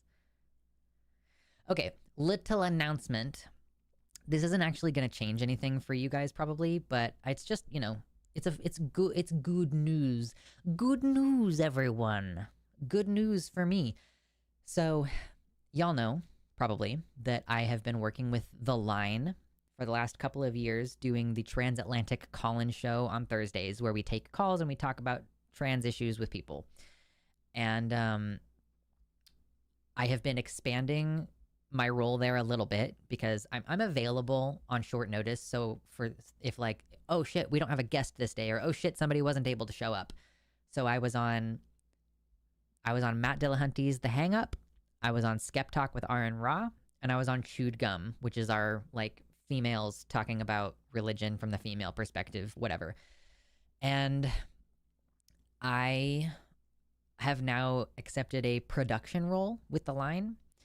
And this is not really going to change anything. I'm hoping actually that this will enable me to structure my week a little bit better so that I can more reliably like get work done on the days that I am working, and then have a more clearly defined weekend where I am not working. But I'm basically going to be the producer here in a few weeks for other shows besides Takis, where, yeah, like basically the person who turns on this input and turns off that input, and like the person who changes the name at the bottom of the screen and stuff, just that kind of thing. So I'm going to be taking on an expanded role with The Line, and that's very exciting for me. It's going to be increased income for me, which is really good. It will actually enable me to save up for when I owe taxes. And I just generally am like really glad that I have the opportunity to move into this kind of expanded role. And yeah, make more money and have more structure in my life. So I'm excited for that.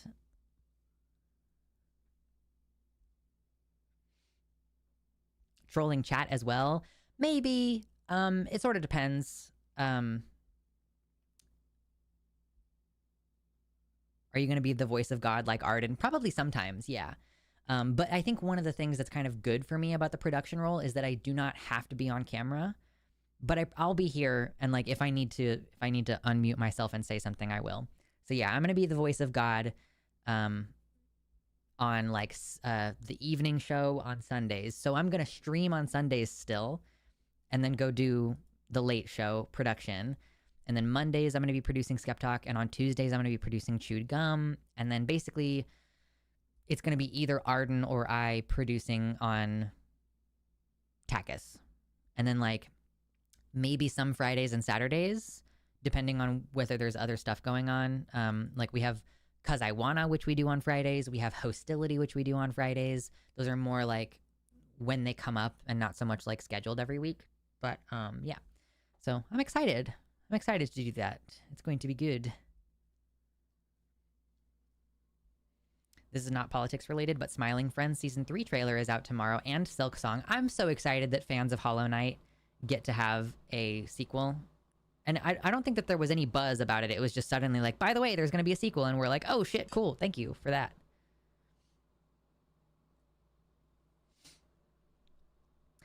I don't think someone should be guaranteed a job because of their gender or PhD. I'm sorry when anyone is fired, but we are all fired equally. That's not true. Tanya, I'm like curious how much baggage you're bringing into this conversation, because I didn't say that someone should be guaranteed a job because of their gender or PhD. It's a bad thing that my extremely qualified chatter Mersh was fired from their job for being intersex. Like, it's not even something under their control. Like, I mean, not that being trans is under their control, but like even more so than being trans is not under your control. Being intersex is not under your control. And they lost their job. And no cis men have been fired just because they're cis men. So no, we are not all fired equally. I made a guess, Tanya, that you are probably a white cisgender woman, and you didn't confirm. You did say that you are not a cishet white man, but or I think that's what you said earlier. But I'm like, who the fuck? Like, what demographic do you belong to that you believe these things? I'm saying, why do PhDs complain they don't have jobs? Oh, probably because of the fucking mountain of money and work that went into getting their PhD. And the fact that, like, the point of having that level of expertise means that you should be a trusted expert in your field, and that we should want, as a society, to have trusted experts in their field making decisions and doing research. And so when a PhD can't find a job, it's because... Or, like, when a PhD is complaining about not being able to find a job, it's because they're like, I fucking put a lot of work into this, and we should live in a society where this is, like, I don't want to say profitable primarily, but, like, where you can be stably employed as an expert in your field because you've earned it, and because we as a society should value expertise in the field. Should the intersex people have protection from being fired? So typically the way that this works is that people are protected from being fired for just that thing. So, like, technically, like, women, you can't fire a woman just for being a woman. Right? Like, that's like a rule that we broadly subscribe to, right? That, like, for no other reason, like, if she's throwing garbage in the hallway and she gets fired, cool, whatever. Like, she's a woman who got fired for some behavioral thing. But that's not the same as being, like... So it's also, like, illegal to fire a woman for becoming pregnant, because that's a type of sex-based discrimination. Like, basically, because men broadly don't get pregnant, firing a woman for being pregnant is firing her for being a woman. It is one and the same thing, according to our current case law. So, like, yes, intersex people should be protected from being fired simply because they are intersex. And trans people should be protected from being fired just because they're trans. Does that make sense? Like, I don't know. And, like, I'm not advocating that you shouldn't be able to fire a woman just because she's a woman if she's doing something behaviorally inappropriate, you know? Yeah, I'm glad, Young, that you get an opportunity to drop citations. That's fun.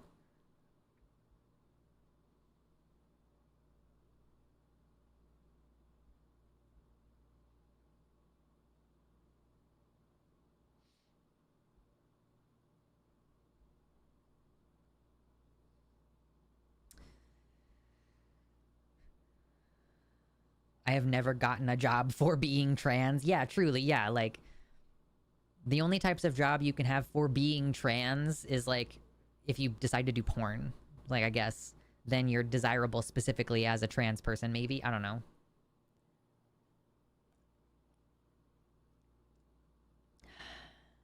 Am I having a stroke? No, I don't think so, Quantum Chaos. I am also a little bit confused. But it's okay, you know? We're living through. We managed to get to 55 likes today. I haven't gotten any donations. If anybody has a spare $5, it's my job to educate and to give my opinion and to provide a cool place for y'all to hang out. So $5 donation. Also, if we get to 100, which we might not, but if we can fill this bar up at $100, I'll open the treasure chest. Do you see it? Do you see the treasure chest? I'll open it and we'll find out what's in there. Takis host? True. Yeah. Someone recently was like, is it a rule that only trans hosts can be on Takis? Because it would be great to get Forrest on there. And I was like, bitch, fuck you. Of course we're not... Like, yeah, Forrest, he has good opinions about trans people, but he gets plenty of trans calls on Skeptalk. No, we do not have cisgender hosts, and rarely even do we have a cisgender producer on Takis. And with me and Arden both able to produce, we will never have a cisgender producer on Takis. Unless we've both died or something. Yeah. So Takis, I guess, is the one job you can get only if you're trans.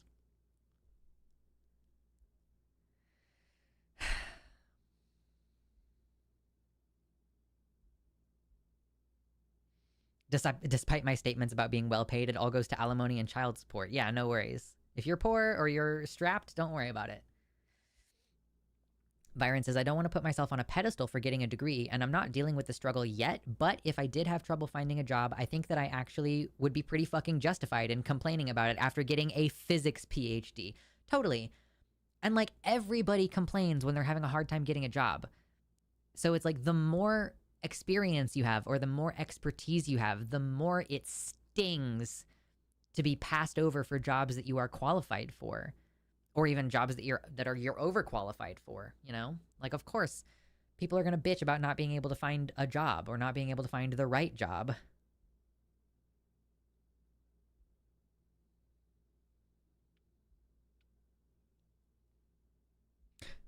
Quantum Chaos.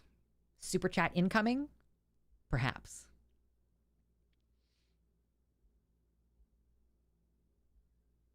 If I say I'm intersex and have a job for life, then people will not like that. Tanya, I love you so much. What drugs are you taking? I want some. Quantum Chaos has donated $20. Mana EI. What did it just say? Money EI? What the fuck did it just say? That was so funny. I really enjoy how text-to-speech handles those elongated words. It's so funny. Anyway, thank you, Quantum Chaos, for the $20 donation. And thank you, Miss Lexi Jane. I don't think I have text-to-speech turned on for the YouTubes. But thank you for the $2 donation from Miss Lexi Jane on the Super Chats. I appreciate that. Thank you so much. That brings us up to a $22 today out of a total goal of $100. And we will open the treasure chest if we can figure it out. If we can get the donations. It's fine if we don't, though. I'm not going to be upset. People with PhDs can work at McDonald's, supply and demand. Sometimes some jobs aren't in demand. Okay, well, but so that's part of the problem, though, that we're running into is that there's no good reason for there to not be plenty of PhD jobs. The complaint that we're running into right now is that the federal government has completely gutted, has destroyed, has eviscerated public health initiatives and like cancer research and HIV research. So like a bunch of people with these degrees who should have stable employment with the government because the government has a public interest in fighting cancer. So when those jobs are like gone, that's not simple supply and demand. Melatonin_ale has donated $5. I said, hey, what's going on? Thank you, Melatonin Ale. I'm just going to finish getting my point across really quick. But like, there is no good reason for those jobs to not be there. So it's not simply like, oh, tough luck. Everybody has a hard time finding a job sometimes. It's like, no, this was a situation that has been manufactured to basically like reduce the value of having a PhD, reduce the value of academia, and put people in a position where they're just going to take any job they can get. They're going to work at fucking McDonald's, even though they have like tens of thousands of dollars in debt from getting a specialized degree, which like when they started the program, they were expecting to have a field to enter. And so if the field that they expected to enter has basically just been bulldozed, you could potentially understand why people are frustrated by that. But yes, thank you, Melatonin Ale. I said, hey, what's going on? Thank you. Hell yeah, mama, we're talking societal collapse. In this particular moment, we're just talking about like, you know, the job market and shit like that. But yeah, we're talking about societal collapse. Do you like my makeup, Mephi? Did I do a good job? I feel like I did okay. It's really subtle, but I feel like I did okay.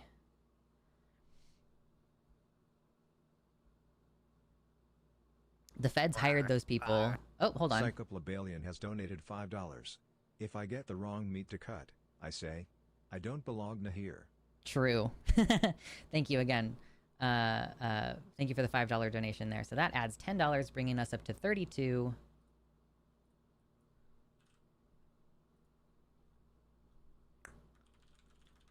Treasure chest. Not treasure chet.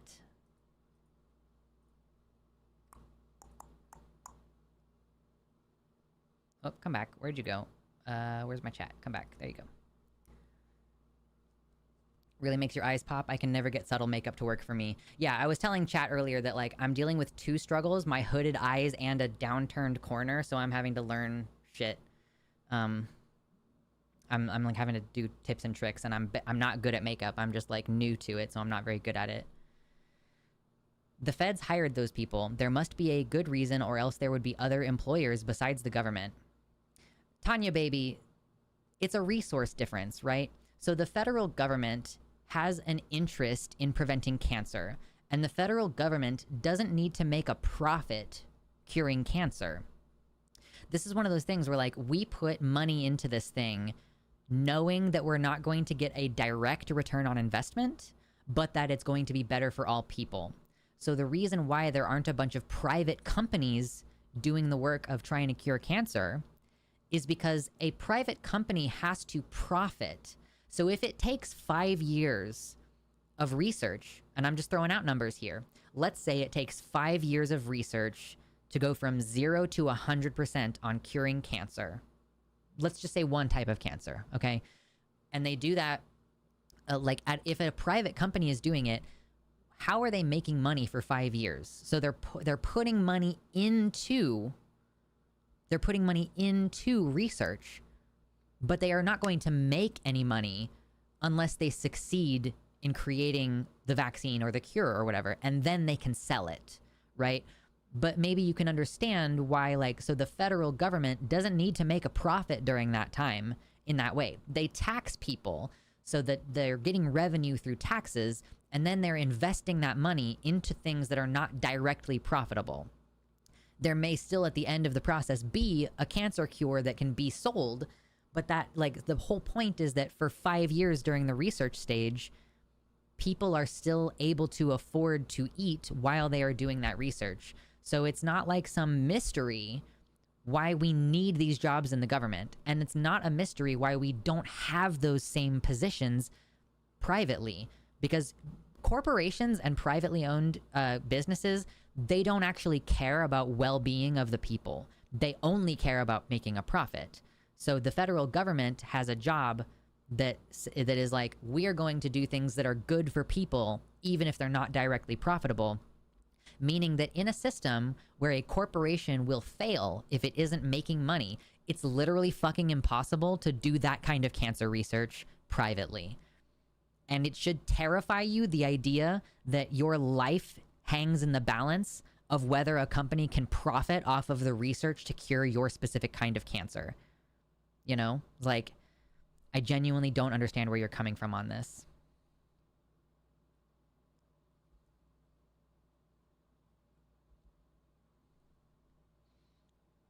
Scientific research does often have a good return on investment. The machine learning techniques used by ChatGPT were developed for other academic uses like protein structure prediction. Sure, but it's not immediate. And it just sort of depends on what type of scientific research. Do we have a neo-libtard in chat? It kind of seems that way. I'm not really sure what's going on here. If you're not trolling me, then thank you for giving me a lot of stuff to talk about. But that's crazy. Why wouldn't we want a job where things are sold for a profit? Because not all... What the fuck are you talking about? People want jobs that are fulfilling to them personally and pay their bills. So if somebody goes to school for 1 billion years and gets a PhD and starts working in public health and starts working for the government, because they want to make people's lives better, there's no immediate profit motive to research. And there is sometimes eventual profit, the internet exists because of publicly funded research. And parts of smartphones are built because of public research being done, that they're not necessarily thinking oh, there's going to be a product at the end of this thing. We're just trying to explore new technology and invent stuff. So many technologies have been invented because NASA just has the funding to experiment with stuff and come up with new shit. And it's catastrophic for society to not have these programs in place. And we're experiencing that. Death is going to increase so much. Yeah, imagine hearing we're going to run the government like a business and thinking that's a good thing. That's crazy. What's up, Ian? How's it going?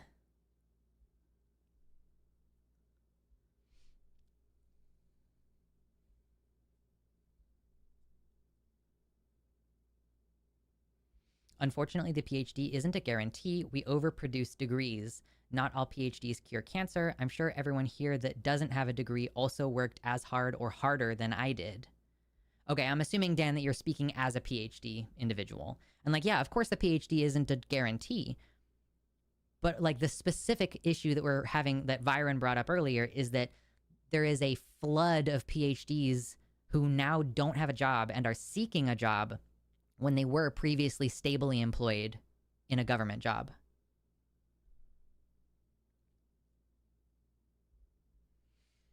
Oh my gosh, I'm so warm.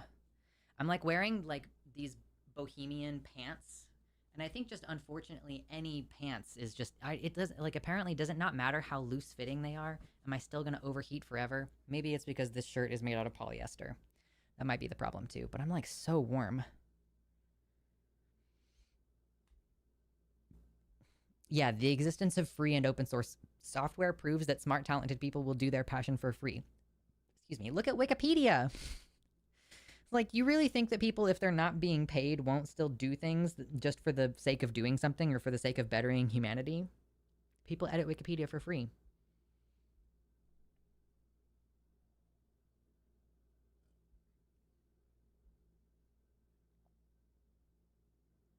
A lot of discoveries are accidental, found while they're trying to do something else. Totally, yeah, totally. I know, Mephi, I did forget. I forgot that our worth as human beings is based off of how much profit we generate.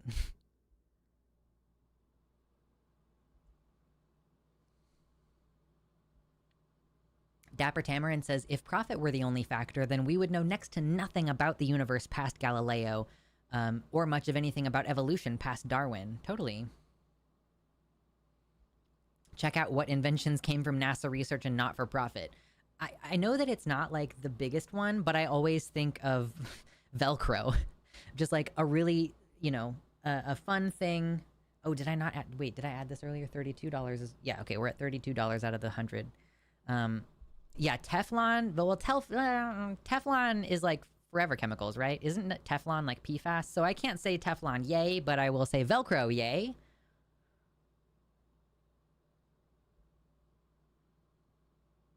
Many PhDs don't do this for the money, and I think that's wild, but it is true. And working in the government is usually a pay cut. Totally, yeah, you won't make as much money in the government. Like, when you work for the government with your PhD, working on public health initiatives or working on devising new technology or whatever, you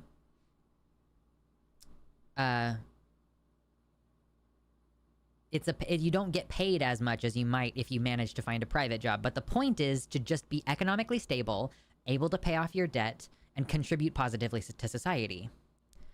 Yes, NASA is government, but Velcro is sold in stores. I think you're fundamentally missing the point in a way that makes me wonder if English is your second language. Because what I'm trying to say is that Velcro is a wonderful invention, and it is something that we've incorporated in products that are sold for profit, but it was invented by NASA, who were not trying to make a profit. They were just trying to invent ways to be in space. You know what I'm saying? Does that make more sense? Does it make sense when I say that, like, research for the sake of research is a good thing that a government should invest in? Because sometimes it results in happy accidents that make life better for everybody. Or even purposeful results that make life better for everybody, because the whole point of the enterprise is to make life better for people, not for profit. Like, if you fundamentally believe that a thing should only be done if it is profitable, congratulations, you have completely swallowed the Kool-Aid on capitalism. I am not going to be able to argue you out of that position. If you fundamentally believe that things should be done for profit and not that things should be done for the sake of making life better for people, we fundamentally disagree, and you're gonna have a bad time here.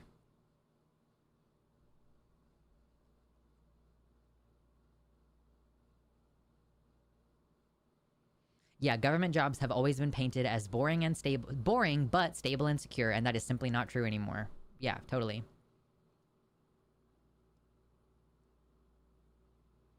Yeah, and again, Mephi says the appeal of government jobs is supposed to be stability.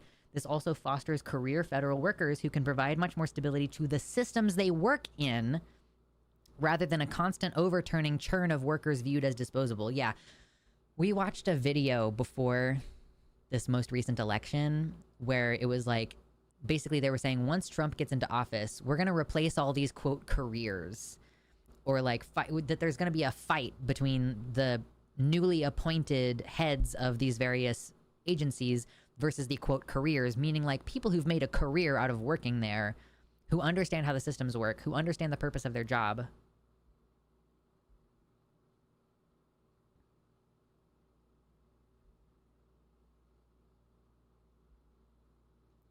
Byron says there's also a difference between the idea, oh, I should be paid enough for my time to live if it requires a graduate level education, versus I am owed $1 million for this paper I wrote, unless we want academia to be exclusively the realm of the idle rich. Truly. Tanya. Did I say nothing should be sold for profit? Jesus fucking Christ. This is why liberals are so difficult to talk to, because you just make shit up. I didn't say I think nothing should ever be sold for a profit. I said the fundamental purpose of society is not to profit on things, or like it shouldn't be. Like, so in a capitalist system, we only do things if they are profitable. We don't do things to help people if they are not profitable. So like, you know how when somebody needs a wheelchair, it costs like fucking thousands of dollars? It's because not very many people need wheelchairs. And so when they sell them for a profit, right? Rather than selling them for a price that someone who's disabled enough to be in a wheelchair can afford, because we do not do things for the betterment of people. We don't, like, in a society that is capitalist, we only do things that are profitable. And so that's the problem with what we're going through right now, is like, even within this capitalist framework, we have still been doing things, typically through the federal government, that are not directly profitable, that are just for the good of people, you know? Like, preventing the destruction of old growth forests is not necessarily directly profitable, but it is better for people and the environment, right? So that's why in this current administration, environmental things are being cut. And they're trying to reduce regulations so that we can just go log all those old growth forests. So we don't actually give a shit in this society about doing things that are good for people. Fundamentally, capitalism is the idea that things shall only be done if they are profitable. If that is your belief system, that's when I said you're going to have a bad time here, because I fundamentally disagree that things should only be done for the purpose of profit. I think if you, like, listen, if I go to the farmer's market, you know, I support local farmers. So farmers, I specifically pay local farmers more money than I would pay at Walmart for a local product to support their business. Do I think it's wrong for them to profit? No, obviously. But also, those people donate their excess food, whereas like a corporation will destroy excess food that they don't sell. Individuals will donate it because that's a good thing for society. Like, if the produce is like, oh, we didn't sell this at the market this week and it's starting to wilt or whatever, they'll donate it to people who need it, you know? So like, that's an example of someone who is profiting off of their labor and also does things for the sake of bettering other individuals, you know? Whereas like a large corporation will let a bunch of potatoes rot in the field. And let me just be clear that that has happened.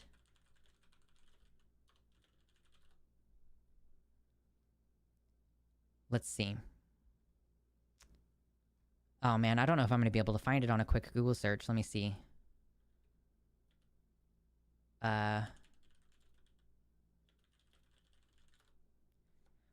Sorry, I don't know if I'm going to be able to find... Yeah, okay, so Idaho farmers 5 years ago are dumping potatoes because there were more potatoes than there was profit, or than there were demand that year. So instead of just giving it away to people, they let the food rot in the field.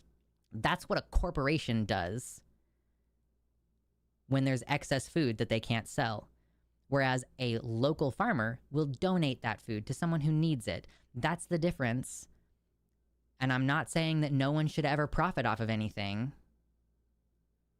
but that in a world where we care about people, we can't only do things because they are profitable. We have to also have altruism. We have to also say like curing cancer is a good thing. Like, listen, I can make an economic argument for why curing cancer is a good thing. People can live longer and contribute to the GDP for longer. I'm sorry, I got derailed again. I got to stop reading chat while I'm in the middle of talking. I'm sorry, I don't think I'm going to be able to pick that one up.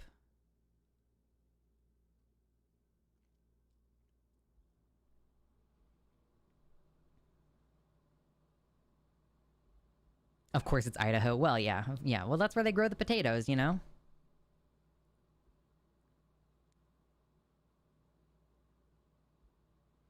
Donating for free is the same as destroyed. It makes no money. Yeah, but Tanya, that's the... Hold on. Excuse me, I'm about to fucking lose it, actually. Give me a second. That's the whole fucking point of what I'm saying. It's the same to a company or to a local farmer. If they destroy it or if they donate it, either way, they don't get the money off of it. But a fucked up society will destroy the food instead of giving it to people. If it's a loss anyway, like, dude, I knew someone who worked at JCPenney's, and when they would throw away a blanket, they would shred it up. They would take a box knife like this, and they would shred it up and then throw it in the trash. What is wrong with you? Actually. Seriously, is this a troll? Thank you for making me money today, but fuck you, God.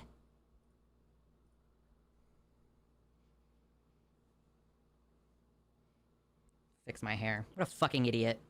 Sorry, that's the end of my niceness with you. You're a fucking idiot or a troll.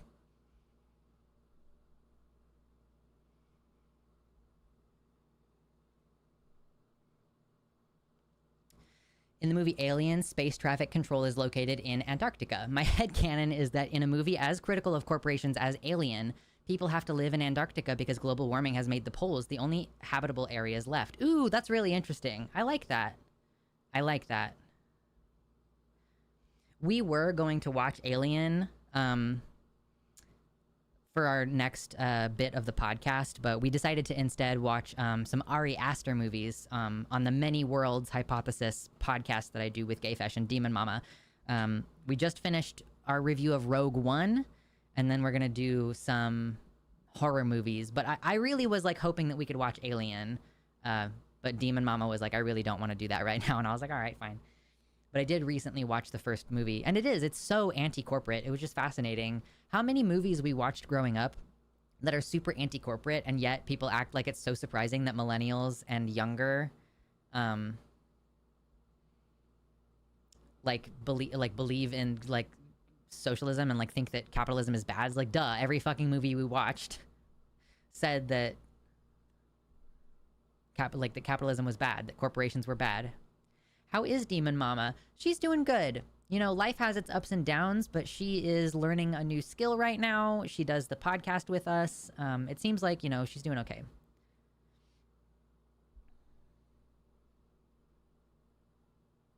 Learning that restaurants lock their dumpsters radicalized me. Okay, so here's a fun thing. I live in Oregon.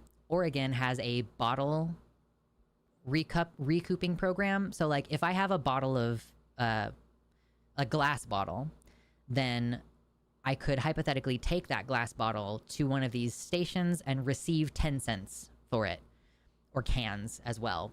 I was driving past a bar not too long ago, and the employee brought out some glass recycling, and into the recycling bin, they were throwing each bottle so that it would break.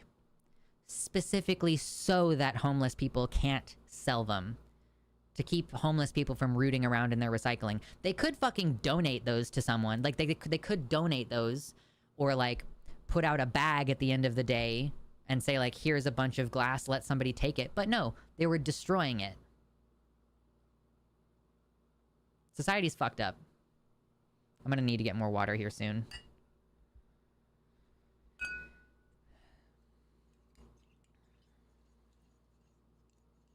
Yeah, we kept telling our kids to be kind and love everyone, and they became woke. Nouvenant, the wise man bowed his head and said, "There's actually zero difference between people being fed and people starving. You idiots, you absolute morons. Truly."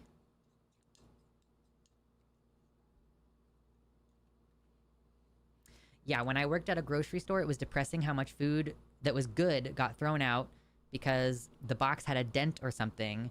I had already been homeless before, so it made me kind of angry, and I would be fired if I was caught taking stuff and giving it to people who need it when it was just going to get crushed in a trash compactor. Yeah, I had that same issue when I worked retail. That, like, why are we throwing away food that is perfectly good? I could give this to somebody. I could eat it myself. I won't say whether I ate it myself, but I'm of two minds with restaurant food waste because leftovers from them probably couldn't be used for food donations. Totally. And I'm not going to advocate that, like, yeah, so if I put food on the roller at the gas station, you know, the little roller where the food stays hot, I wouldn't try to donate that to someone after 4 hours on the roller because it would be, first of all, not food safe, but also, like, disgusting and degrading. But if the kitchen staff and the waiters all get dinner at the end of the night with whatever food waste there is, then I think that's a positive.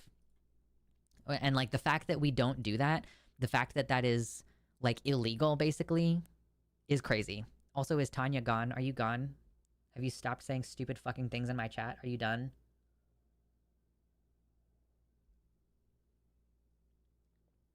I was raised Christian and now I'm arguing with those same Christians over what they taught me. True.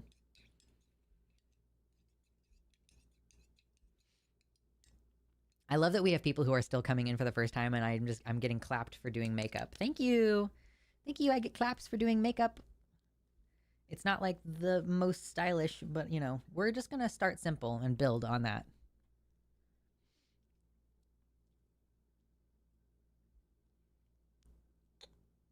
Totally, yeah. I can't help but notice how much gold and expensive decorations Trump has added to the White House after cutting SNAP benefits, etc., and foreign aid programs to feed the hungry.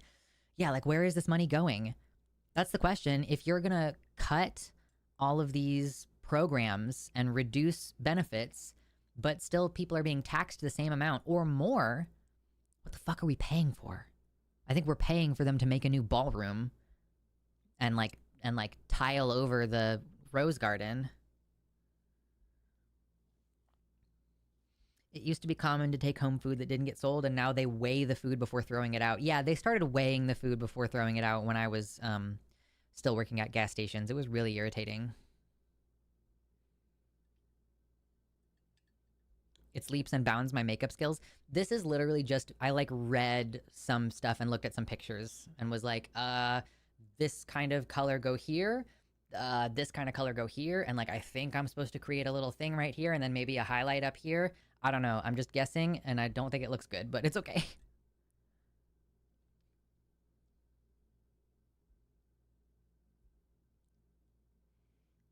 Didn't Trump's builders damage the rose garden? I mean, I think it's their intention to get rid of it. I don't even know if they damaged it unintentionally. I think Tanya's gone. Thank fucking Christ. Oh my God. This is what I do on Takis, right? You know, like, we've started doing, I do Calling It Now on the line, or I guess that one's on Jimmy's channel, but we're doing more broad political conversations. Like, I don't really expect to do that here. I don't really expect to have neoliberals in my chat talking about how, like, oh, well, you know, what if, like, why would they donate it? It's the same to the corporation. It's like, yes, that's the fucking point. I was about to lose it. I was about to scream. I was like, I need to take a minute to recalibrate.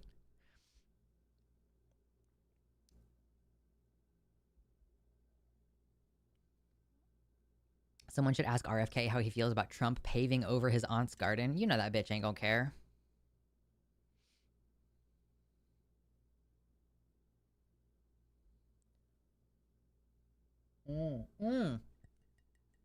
You guys, so the tea that I just polished off was... I have a new favorite tea, or I guess, like, a favorite tea. I didn't have a favorite until I got this one. I went to, like, a witchy store, and I bought some tea. It was when I was new here. I was just introducing myself to people and stuff. And I bought some of this tea. It's black tea with rose petals in it. And it's also had some bergamot oil put in there. And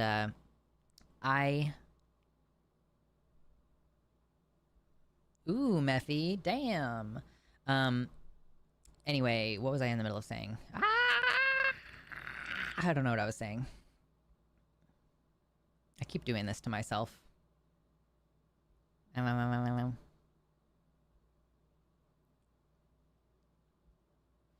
At the shelter where I work, the budget for the kitchen is so low that we can't fully accommodate dietary restrictions. Oh, that's fucking bummer. Oh, my tea. Oh man. So the last time I went to get more of my tea because I ran out, and they didn't have it, and I was so bummed. But then I went to the farmer's market and they had it there. I was like, oh shit! And I got my fucking favorite tea back now. So I've got my black tea with rose and bergamot and whispered dreams, or whatever the fuck she says on the. There's like it literally says like intentions or positivity or something like that has been whispered into it. That's the kind of gay shit that I'm into now. You should try some functional mushroom tea. Do you mean the special kind? Or do you just mean the, like, coffee replacement that are, like, so popular right now? Excuse me. I'm in the UK and even here the Rose Garden is famous. What an idiot. Truly, what an idiot. Do a makeup stream to get feedback while doing it and teach the rest of us. I mean, maybe. Maybe sometime I'll dick around and do that.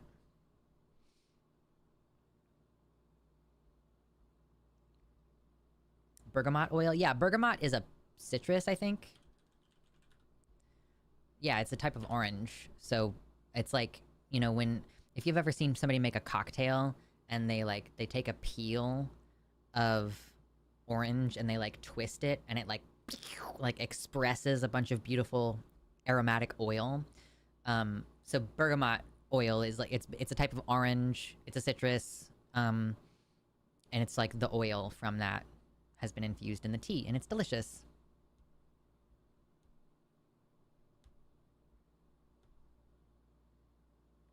Who is us right now, Tanya? I feel like you're trying to say us like we're on the same side, and you have not made me feel that way. Like, if you're sitting here playing Devil's Advocate, I'm here to inform you that this has been a deeply irritating experience for me, and that playing Devil's Advocate is, like, almost never wanted by anyone you're talking to. Nobody wants that.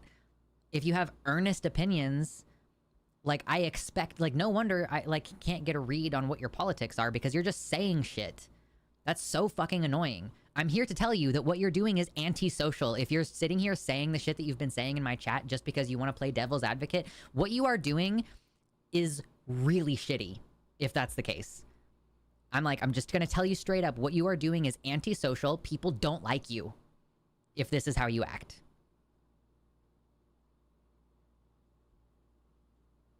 Bring back fucking social shame. Jesus Christ. Yeah, Earl Grey tea is black with bergamot. Okay, yeah, it's delicious. I blame Tanya for raising my blood pressure. Yeah, I need my blood pressure raised. I generally have slightly... Well, I actually have, like, perfect blood pressure every time I go to the doctor's office, but I suspect, other than that, it's probably usually trending low. I take my tea with heavy cream and honey, typically. Like a little tiny splash of heavy cream, double cream, and I've found some local honey that I really like, so it's delicious. Good night, Quantum. It is nighttime where you are, so go to sleep.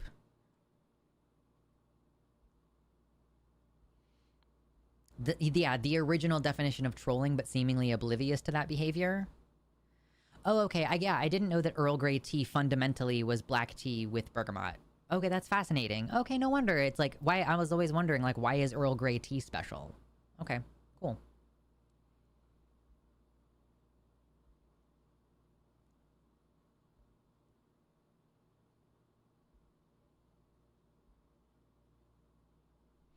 Most makeup tutorials go, add this here, then that there, and blend, and the blend part feels like draw the rest of the owl. Yeah, totally.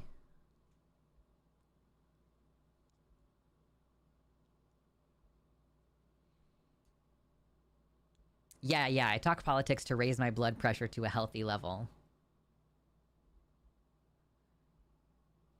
Once had a Christian family member say, "You are the company you keep," in response to Breonna Taylor, which was just a shocking contradiction in what she's supposed to believe.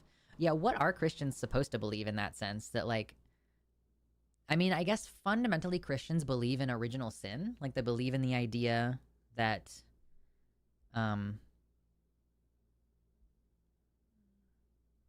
I don't know. Once again, I read something Tanya said in chat and it derailed my brain completely. I think I need to take my 10, or I need to take my 5-minute break. I need to I need to fill my water up so that I can keep talking. Oh, what were you going to say? What did you say, though? Yeah, I don't know. Like, if Christians believe in original sin, then I don't really know why that would be contradictory with them believing that Breonna Taylor, like, deserved to die because her boyfriend sold weed. Like, is that... Guys, if you can't see Tanya, you might have to go to the top and click live chat instead of top chat on your chat. Anyway, yeah, sorry. I'm just going to go to the bathroom and take my little midstream break and come back, and we'll finish out the rest of the hour and a half that I have planned for today. And then I'll be on Takis tomorrow as well. So, but I'll just be gone for a minute. Let me get some music on for you guys. Ba-da-ba-ba-da, ba-da-da-dum. Ba-da-da-dum.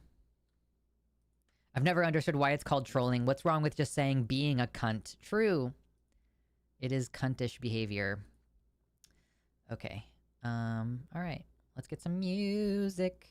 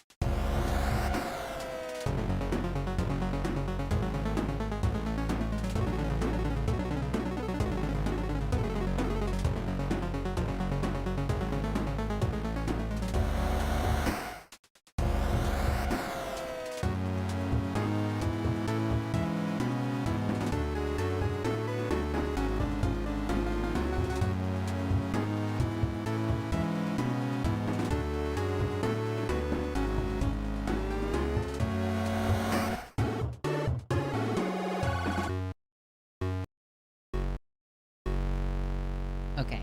I listened to music and I rested my voice and I got some new water. Uh, Dan, I don't know if you just weren't in here for a bit. Guys, do you guys know how long I spent being very kind and charitable to Tanya? And saying things like, I don't know why you believe that, but here's why I believe what I believe. And like, I'm interested to hear you expand more on why you believe something different. And then Tanya said, I'm lying and misrepresenting myself in this argument. Like when you come in and you don't get consent to play devil's advocate and you just keep saying things that are oppositional that you don't actually believe. You're just saying things like to get a response from me. Like when you say I've been playing devil's advocate the whole time and you didn't know that, that's called like I've been lying to you the whole conversation. So when I become aggressive, that's why in this situation, like to some extent I was like, wow, you've said so many stupid things that I'm getting to a point where I can't fucking deal with like being like polite to you anymore. And then the admission that, oh, I've been lying the whole time. Like, cool. I'm gonna be a huge bitch now. I've earned it. I have spent the time being like, well, that's an interesting thing. You know, ooh, I don't think I agree with that. Oh, you know, blah, blah, blah. There's a limit. There is a completely reasonable limit. And frankly, I go way longer than a lot of people do. I go way longer with the like, wow, you know, I really disagree with that. I think, blah, blah, blah, blah, blah. I do that for way fucking longer than a lot of other people do. Yeah, like an hour of that. Anyway. Yeah, it doesn't really feel like an honest and constructive debate when someone's like, yeah, by the way, I've been playing devil's advocate for a whole hour. Yeah, you know, if you want to say up front, I'm gonna play devil's advocate, then I might even say, sure, what do you want to play a devil's advocate about? But I might also say, I don't want to fucking deal with that, and I should have the option to say, I don't want to fucking deal with an idiot doing devil's advocate and like pretending to believe things that they don't. I'm not really gonna deal with it. You know, I should have the option to be able to opt into that conversation because really, if someone comes in here and they're presenting a bunch of opinions that I disagree with, but I'm taking the time to like calmly explain why I don't agree with those positions, and then I find out that they were lying the whole time, like that's also, you know, like really, really rude and disrespectful of my time. Now, I don't mind doing it necessarily, like these types of arguments. Like, so the reason why I was engaging for an hour is because I'm willing to have those discussions and it gives me something to talk about here and it makes it easy for me to pass the time and everything. But it's like, I mean, like, what do you, like, if you've been talking to someone for an entire hour and then they say, actually, I've been lying to you this entire time, are you going to be like, wow, let's be friends? Or are you going to be like, wow, fuck you. That's really fucking rude. What is wrong with you? Why would you do that? That's where we are now in this conversation. We have now reached the point of like, wow, why the fuck are you here? Which I don't think she's here anymore, so cool. Dang Cat Lord. Hello, it says, I just got in here and have absolutely no context or even know what that person said, but I agree with whoever that person is. We should say things just to say things. True. Did you read about the arrest of Graham Linehan for trans hate speech? I did, actually, and I'm curious why it took so long, because I remember this happening in April. Was he gone from the UK for like 4 months, 5 months? Has he just not been there? Because yeah, like what Graham Linehan said, and he is a transphobe, like a well-known male TERF, for anybody who doesn't know who the fuck he is. And he used to write for TV shows and stuff, like maybe some episodes of TV show that you like, he was a contributing writer for, like on the IT Crowd or something. But he's just gone off the deep end and he's lost his wife and kids because he cannot shut the fuck up about trans people. And he said back in April on Twitter, you know, basically like, if you see a person you suspect is trans in the women's loo, you should punch them in the genitals. That's called incitement to violence. And he was arrested recently when re-entering the United Kingdom because his comments constitute a legal infraction. Like, he has violated the law by inciting violence against someone or against a group of people. So even if they don't give a fuck about trans people in the UK, it still is a crime to incite violence. And so that's why he was arrested. And then, as they were questioning him, his blood pressure apparently skyrocketed to over 200, and he had to be taken to A&E, which is like the emergency room, basically. As I understand it, it's kind of weird. You know, terminology is different between the UK and America, even though the language that we speak is fundamentally the same. But there's some like terminology differences that sometimes get a little confusing. But I think A&E, A and E, is, I don't know what it stands for, but it is the equivalent of an emergency room. So they took him to the emergency room and stabilized his condition, and he's not in any kind of threat, but he was basically in like a stroke level of blood pressure because he was being interrogated for committing a crime. So yeah, that's fun little update.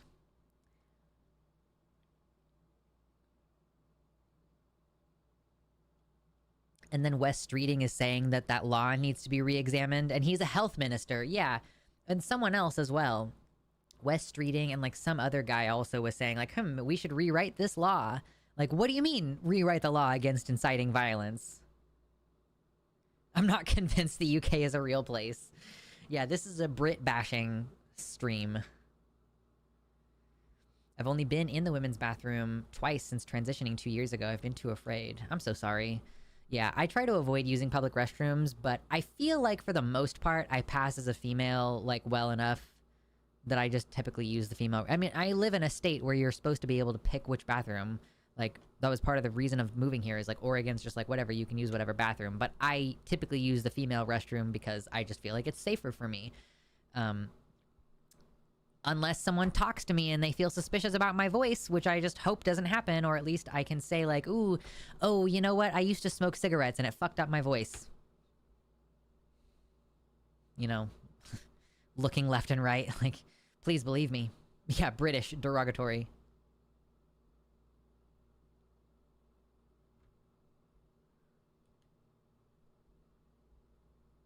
I stopped going into the office because I don't think the conservative women would like me going to their restroom. Girl, you're probably avoiding a lot of fucking COVID by working from home anyway, so take the wins where you can. Wes Streeting is the one who implemented the ban on puberty blocker. Cool, love that. Kill himself, I hope. I wish ill upon him. Oh no, my stream is gonna get nuked. Ah! There was, I'm sorry, if you don't know, Jessie Gender, as well as a couple other trans accounts on Blue Sky, were temporarily suspended for saying, I wish ill on J.K. Rowling. Basically just saying, I wish ill upon her. I hope bad things happen to her. Apparently that's not allowed on Blue Sky. I don't know. It's not a perfect website. It just happens to be, like, the best of a bunch of terrible options, in my opinion. Blue Sky. I'm trying to convince Jimmy that we need to have a official The Line Blue Sky account.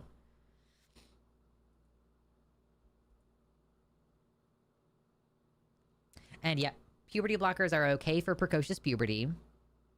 And also, puberty blockers, they have opened up a clinical trial of some sort where trans people can be on puberty blockers, but only if they sign up for this. And that's like against the UN, right? Like, you can't withhold medical care and say like you can only get it through a clinical trial once it's been proven to be efficacious, right? I don't know what the actual rule is.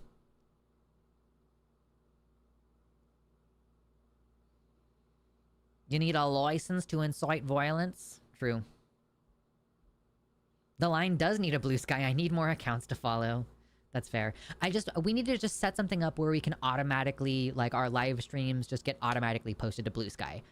Let's just have maybe I need to research this. I'll do it one time, I'll set it up, and I'll be like, hey, Jimmy, look at this. I fucking gave you, like, there is more traffic, and I've seen people talking about this on Blue Sky, but all other things considered equal, like, let's say you post a link to Facebook and Threads and Instagram and Twitter and Blue Sky, you get more direct clicks traffic from Blue Sky than any of the others because it doesn't have a link suppressing algorithm. So even though, yes, there's only like 1 million people here or whatever, I don't fucking know the numbers, there's relatively few people on Blue Sky compared to other social media. that does it, like, literally is more worth it to be on Blue Sky than any other social media. And I don't actually even know how many official The Line accounts there are. I'm no longer on Twitter, and I would assume, based on our politics, that there is no official The Line Twitter posting on The Line. You could probably write a simple script that posts to social media for you. Yeah, I would need it to be something that can tell, like, when we go live or when we upload a video, and then just, like, automatically post a tweet about it that takes, like, just take the title of this video and a link and then post it. Or whatever, yeah. North Sky is coming soon. It's a trans and minority-friendly version of Blue Sky with Canadian servers and mods. Ooh, okay, interesting. I hadn't heard about that. I also don't know anything about that. Like, I know that there's Black Sky now, and I don't really know anything about having, like, a federated whatever on Blue Sky. Like, I just don't understand it.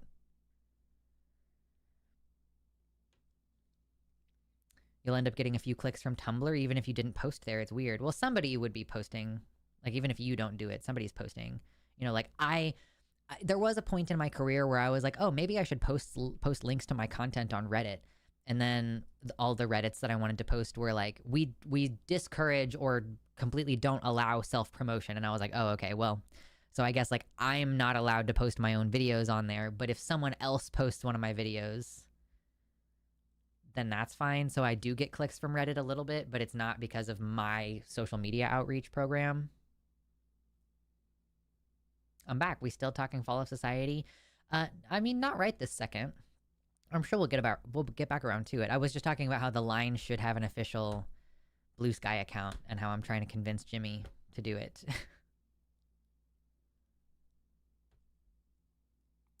You are really up to date on a lot of the latest news and research. Just wondering where would be a good place to read up on stuff.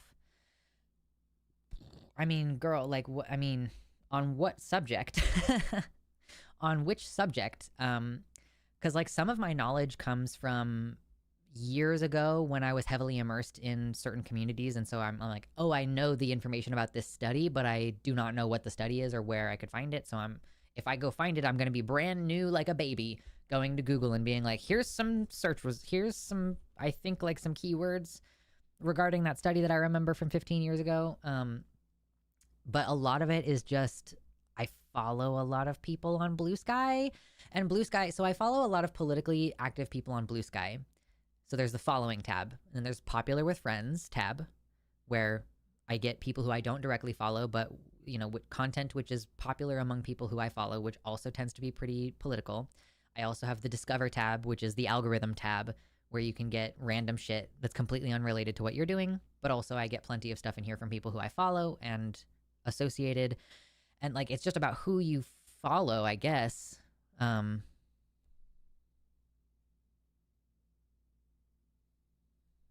don't know. Yeah, Aaron in the Morning, if you want journalists. Like, I follow Alejandra Caraballo.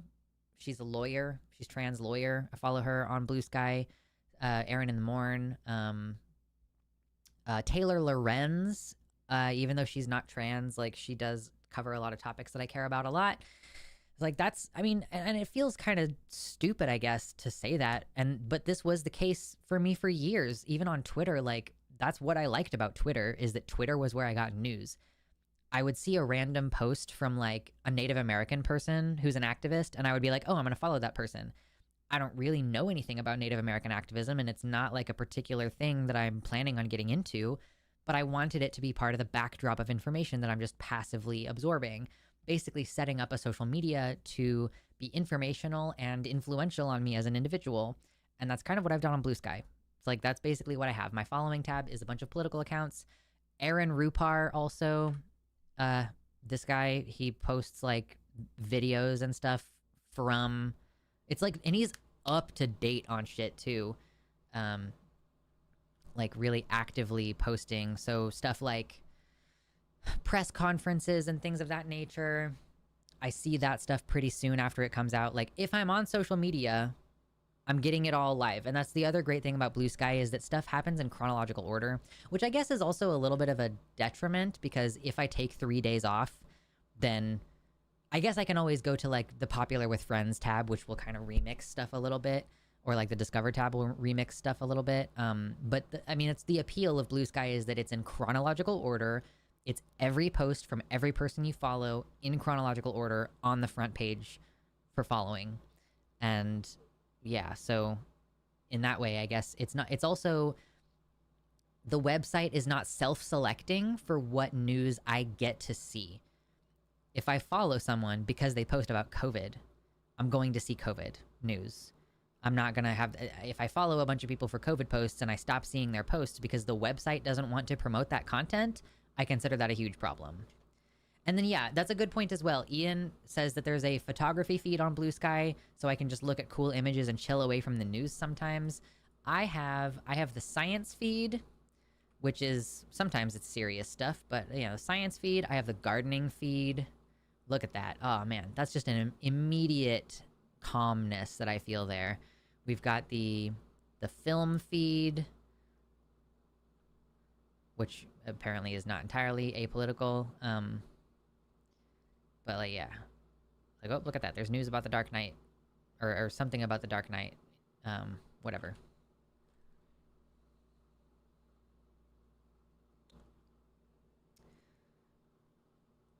Byron says, if searching directly for studies, I also recommend using Google Scholar instead of a normal Google search if you want to see what the actual study says and not what another person is saying about it.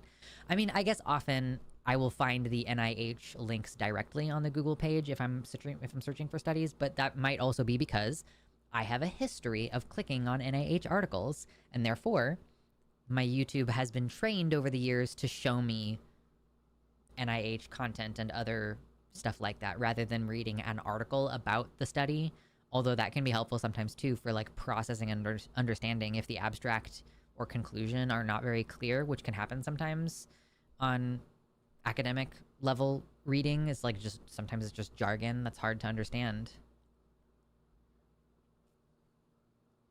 Melatonale says, I get news from Reddit popular page and then I search ground news or Google for the actual articles. Lexi says, I get most of my info from YouTube, and then I cross-reference things that interest me from that point. Also watch some more news with Cody and Katie and Wormbo. Uh-oh. I haven't been watching some more news with Cody Johnston because it's just, like, I don't need to. It's too intense, and I don't need to be convinced of anything, so I haven't been watching. But apparently I'm missing out on some references with the Wormbo thing. I don't know what that is. I used to read Aaron in the Morning a lot, but it's so depressing most of the time now. Yeah, notice how I haven't really talked about very much trans-specific news today? It's because I'm not sitting here, like, learning about trans-specific news. I'm not sitting here like, ooh, yeah, I'm about to go live. I should go see what Aaron in the Morning is talking about right now. I should go see. Like, no, we're not doing that. We've managed to talk a shit ton of politics today, but that was kind of incidental.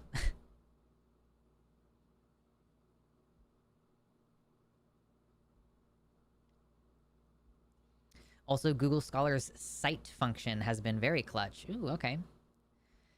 Mephi says, I like the Majority Report for my daily news and politics show. It's 2 hours. They will bring on authors, experts, and even politicians sometimes, and they cover most national politics news. Even on topics where their coverage is more shallow, it's a good way to discover rabbit holes. Hell yeah.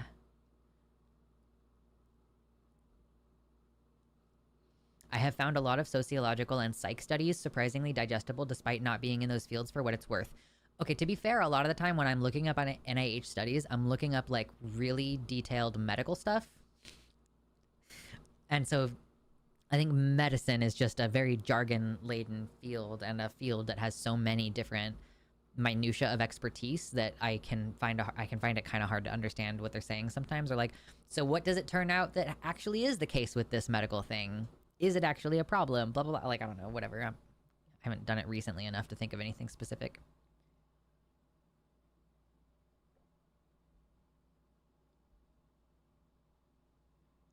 The Humanist Report for lefties. Okay. Yeah, I'm passing... as far as I'm concerned, I'm passing this, along to whoever was asking earlier about news. Yeah, Pink Closet. So yeah, the Humanist Report, the Majority Report. Oh, Nominal Naomi. I love Nominal Naomi. I haven't thought about her in forever, but she's cool. If you want a good source for studies and facts and arguments supporting trans rights, Nominal Naomi's research document has been my go-to. It's full of great stuff. Cool, yeah, so there's a couple. I don't know which one we cite on Takis. There's one that we keep up, that we mention sometimes. I don't mention it. I mean, like, Arden will sometimes be like, oh, there's this, document that has all these different studies cited. Or sometimes I'll just be like, yo, Julia Serrano has a huge fucking article she wrote about the efficacy of puberty or of like gender affirming care for minors, with this heavily, heavily cited.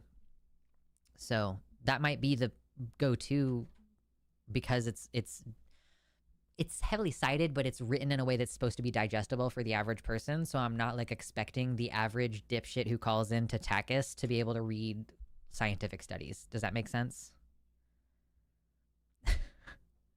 I shouldn't be so uncharitable. Sometimes people who call are smart.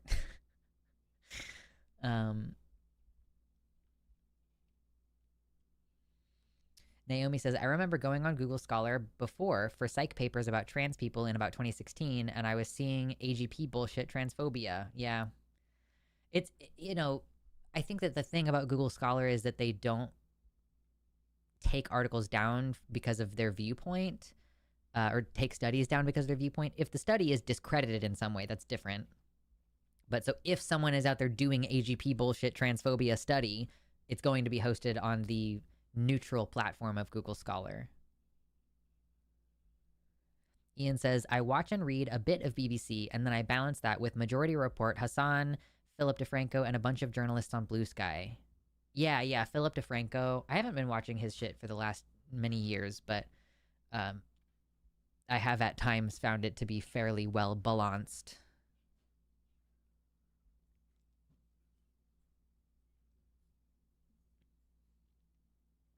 Oh no. If you want a silly bit of news within some darker news, the bathroom ban they passed here in Texas contains a nuh-uh clause, meaning it's a clause that says judges can't rule it unconstitutional. The judges, whose job it is to determine the constitutionality of a law. Wait, no. What? Hold on. Wait. Wait.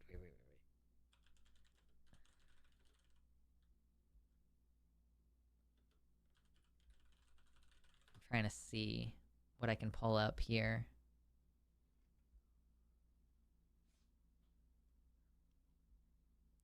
Because I wanna read about that specific aspect of it, the nuh-uh clause. Did you get the friendly atheist? I have a personal gripe with Hemant, so I don't usually recommend him. And it's like a years old grudge, but I'm like, that was unprofessional of you. So sometimes I see that he's still around and I'm like, oh, cool. Kind of an asshole, but all right. Yeah, Uno reverse written into the law? What?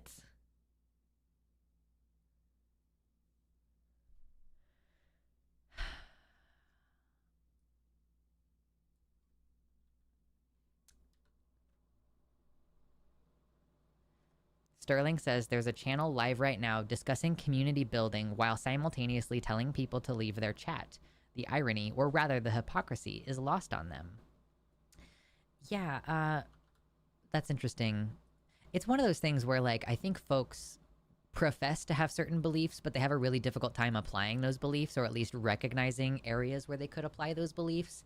And I don't want to assume that people are being deliberately malicious.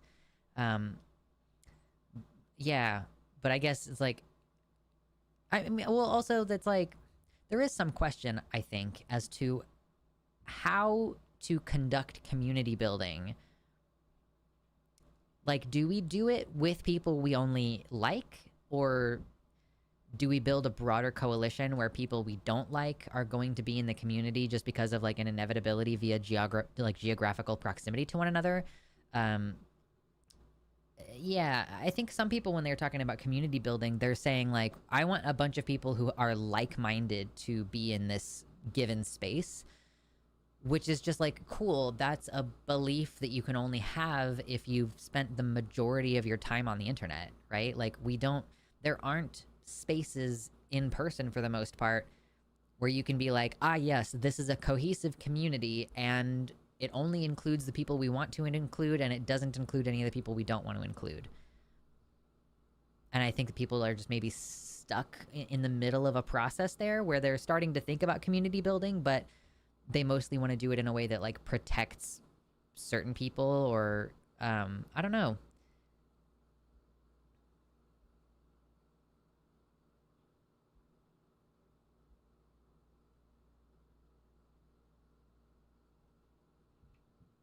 P.S. If you're reading this, Mr. Judge, actually, you're out of order. Actually, you're out of order. This whole damn court is out of order, etc. End of law. True.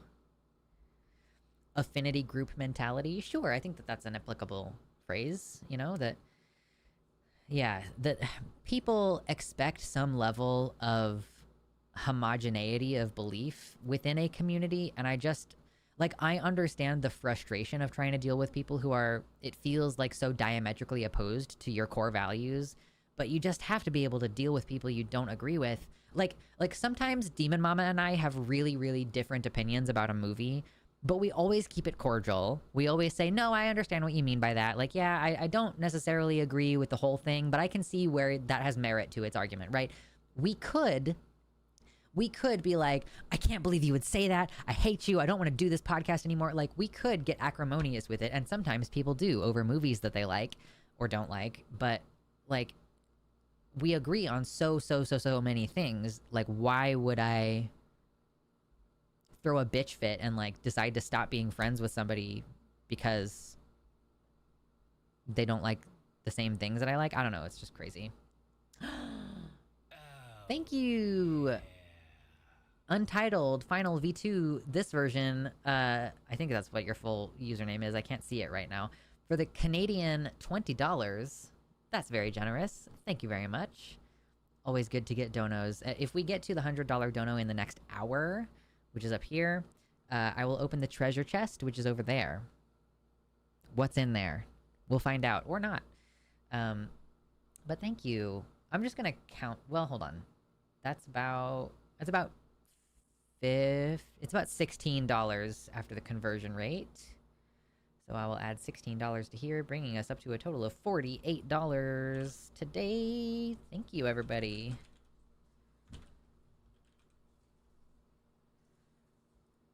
There we go. Now it has been updated.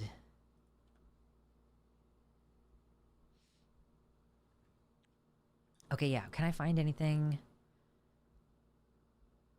Restricts access to public facilities and places a $25,000 fine on the first violation. Oh my god. Oh, good lord. Okay. Oh, yeah. Thank you for the follow-up donation. Untitled Final V2 this version, which has now blown out our total for today. What's in the chest? That's a great question.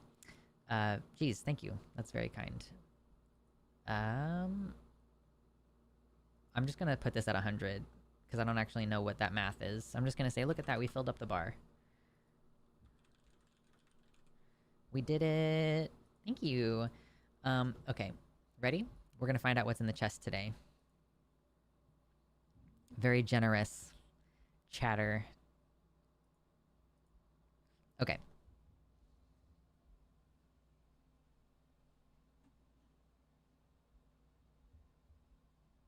What is in here? It could be anything. It could be anything. I have so many random things in my house. You have no idea. Okay, ready? You want me to get a little shake? A little Christmas present shake first?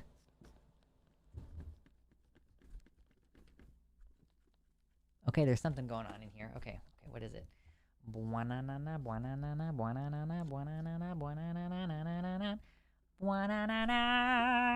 It's a Pokeball. Sometimes it's something dumb. Like a Pokeball. It's a stuffed Pokeball. And it has, like, beans or something in the bottom to keep it weighed down so that it'll remain upright. Pokeball, Pokeball. If I was really good at special effects, I think it would be really funny if I was, like, and then, like, disappeared from the frame and made it look like I got absorbed into the Pokeball. That would be funny. But I am not a special effects person.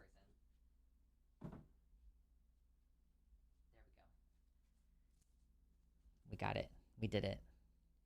It's not a sticker. This sucks. I have many, many more stickers. We can do a sticker again someday. Someday. Yeah. Who's that Pokemon? It's Clefairy. Yeah. Adorable. I'm actually able to get along well with some older, moderate Republicans and libertarians. They dislike MAGA as well. We have coffee and play chess together weekly. Hell yeah. Also, some of the local lawyers and judges in my community are gay. They are friends with the older and more moderate GOP in my community. Yeah, see? Infiltrate. Please tell me you throw that at your partner to catch them. No, I haven't done that before, but maybe I'll have to now. Be like, hey, you, get in the bedroom. How much to open the Pokeball now? Well, it's a stuffed animal. So it would require destructive force to get anything out of there, and I don't want to. So I'm not gonna. Oh, yeah. Oh no! Thank you for another donation from Untitled Finn V2. This version says, Clefairy, I wanted a Magikarp. Yo, I just saw a video of someone who was like, I cosplayed a Magikarp, and so they were wearing like a full body suit that covered their face, that's, you know, like a costume, and they went out onto the stage and they laid down and started like flopping, and a couple of maybe security or medical people who were volunteering or working for the convention, like they went out there and picked the person up and grabbed them and took them off stage, like I think assuming that they were having a seizure. And the person was like, did I win the contest? I just thought that was really funny that like you go out there on stage and like flop around and pretend to be Magikarp, and somebody thinks like, oh no, that person is medically unwell. It's just wild. Would you be a pure dragon type Pokemon, or would you have a second type? That's a great question. You know what's really funny is my brain first went to, you know, the chart? Hold on.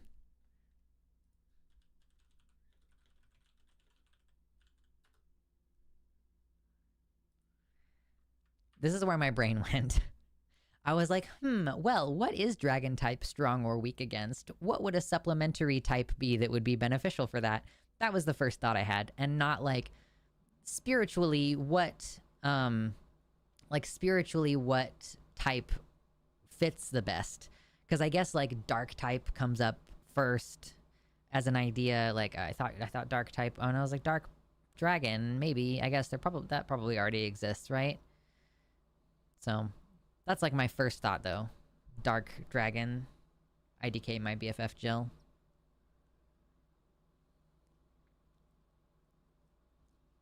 Virginia is a purple state, and there are some unusual alliances here that work really well to reduce radicalism. Yes, like, man, sometimes the answer is in the middle. The middle ground fallacy is still a fallacy, but like, yeah, it turns out working together with people you really, really strongly disagree with ends up with some of your opinions being moderated and some of their opinions being moderated in a way that allows you to actually share a society together. Yeah, me metagaming over picking my faves, true. I had one of those like books, you know, when you could go buy one of those guides that tells you how to play the Pokemon game, and it has one of these in the back. And I would look at it like, what's weak against what? How do I min-max? I have a problem with games where I have to min-max stuff. Like I played, I told you guys earlier, I've been cracked out this weekend playing Tavern Master, and I played it on the relaxed mode and basically like maxed it out over the course of those 2 days, like finished everything that you can possibly finish in the game.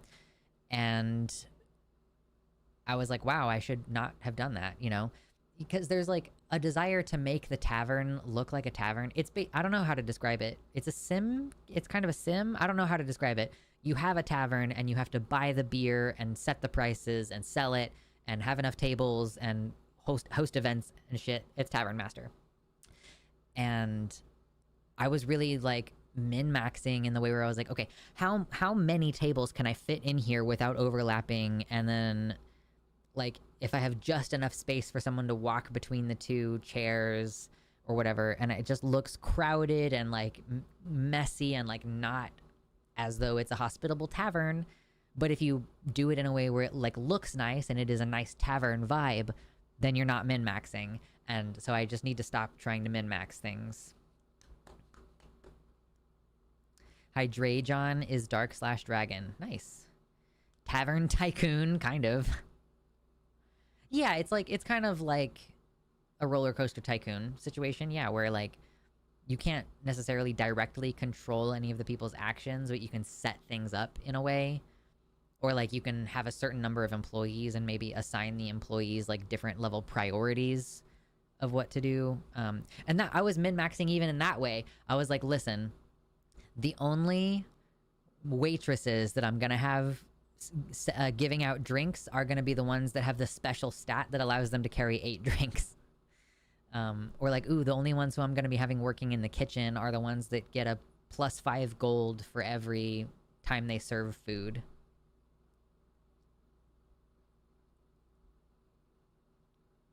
I understand the min-maxing urge, but I love the odd ones, like Noivern. What is that? Is it a Pokemon that I've never heard of? Because I haven't played Pokemon in like 20 years. That's not an accurate number. Noivern is a Pokemon, a large draconic Pokemon that resembles a bat. Okay, cute. Dragon/Steel is pretty good typing defensively, but your stab moves don't cover a lot. Typing also comes down to their stats. Defensive typing combos aren't good for glass cannon stats, and defensive stats aren't good if your typing leaves you vulnerable to a lot. Okay.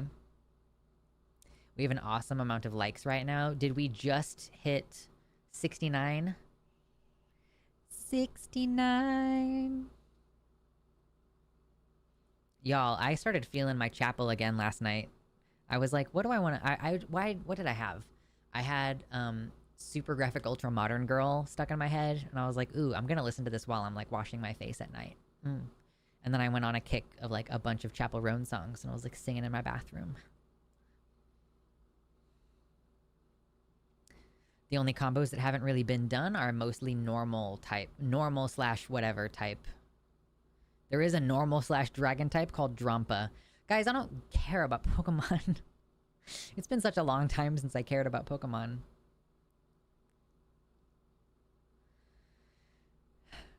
I guess I belied that by having a Pokeball. It's just in my collection of stuffed animals.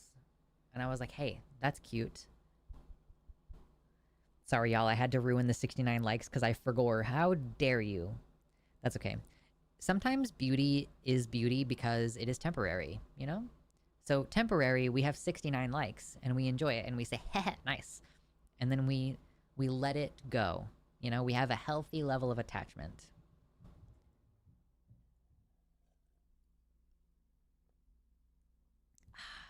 Yes, Pokemon are stored in the balls. That's super true. Mephi, you should text me later about what your secret news is. Or I guess you can text me now, but I'm not going to see it. Discord or whatever. I'll look at it afterwards. Let's get to 420 likes. Typically, the goal that follows after... Oh, you did already message me. Okay, cool. Typically, the goal that follows after 69 is 100. But if we get to 420, I'm not going to be mad. If we regularly are able to get to 420 likes, dude, I don't even know how many viewers that would require. But I would be much more financially stable if we were at that level. I already sent a message. Yeah, okay, no worries, no worries. A streamer, when its chat starts talking Pokemon after pulling out the stuffed Pokeball. Shakachu. It's true. I don't even remember where I got this. I've had it for forever. It's just in my Stuffies collection. I don't even have that many Stuffies, but I have a little area where I have them set up so that they can look pretty. Impermanence is the spice of life. True. My partner is a big fan of impermanent art. He'll like make origami and then like he'll be like showing it to someone and they'll be like, wow, that's so incredible. And then he'll go, because he's a psychopath. it would only take 420 locked in viewers. Well, you know, we have like 33 viewers right now and 72 likes because we get like a rotating number. You know, people who are in it aren't here for the whole 4 hours. They'll drop in for a little while and hit like and then go away. So I'm like, maybe we would only need to have about 300 consistent viewers. I don't know. But I'm gonna keep streaming. Like, even I'm taking on more responsibility with the line, but I have no intentions of stopping streaming. I guess maybe I'll cut the Sunday one short. I am gonna take a little bit of time off this month, like, since I'm gonna be transitioning into having a more full schedule. I'm gonna go ahead and take the little miniature week off vacation that I have been planning to take for a while. It's like just good timing for me to, I think I'm only gonna take off like 2 streams, really. So I'm gonna basically take like 1 week off, except that maybe I have Takis in the middle of that. I actually don't remember. I think I do have Takis in the middle of that. So it won't be truly a week off, but I'm gonna take most of a week to like chill. And then I'm gonna start like my new schedule, which is basically a Sunday through Thursday work week. Except for the weeks that I don't have Takis, in which case it'll be like a 4-day work week. This is the longest I've stayed in a Luxander stream, as I usually dip to go watch the line shows. Hell yeah. Am I winning today, or did they just... Yeah, they did the hang up today. Maybe I should... I don't know. Does it... I don't know. I guess technically I could refer you to the hang up after we finish, but I feel like that would be a violation of our trust. Matt Dillahunty is so different from my content that I feel like y'all would be like, why the fuck are you sending me here?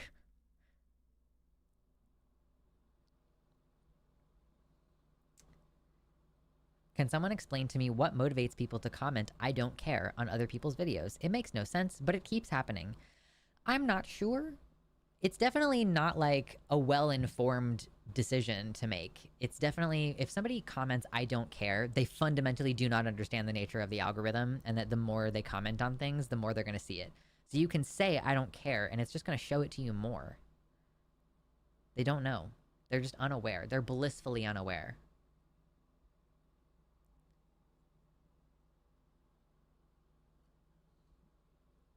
Matt is a teddy bear. I guess he has been trying to chill out lately. He's been like, I need to... He was like, I'm finding my zen. Which I respect. Maybe his doctor told him about his blood pressure. I don't know.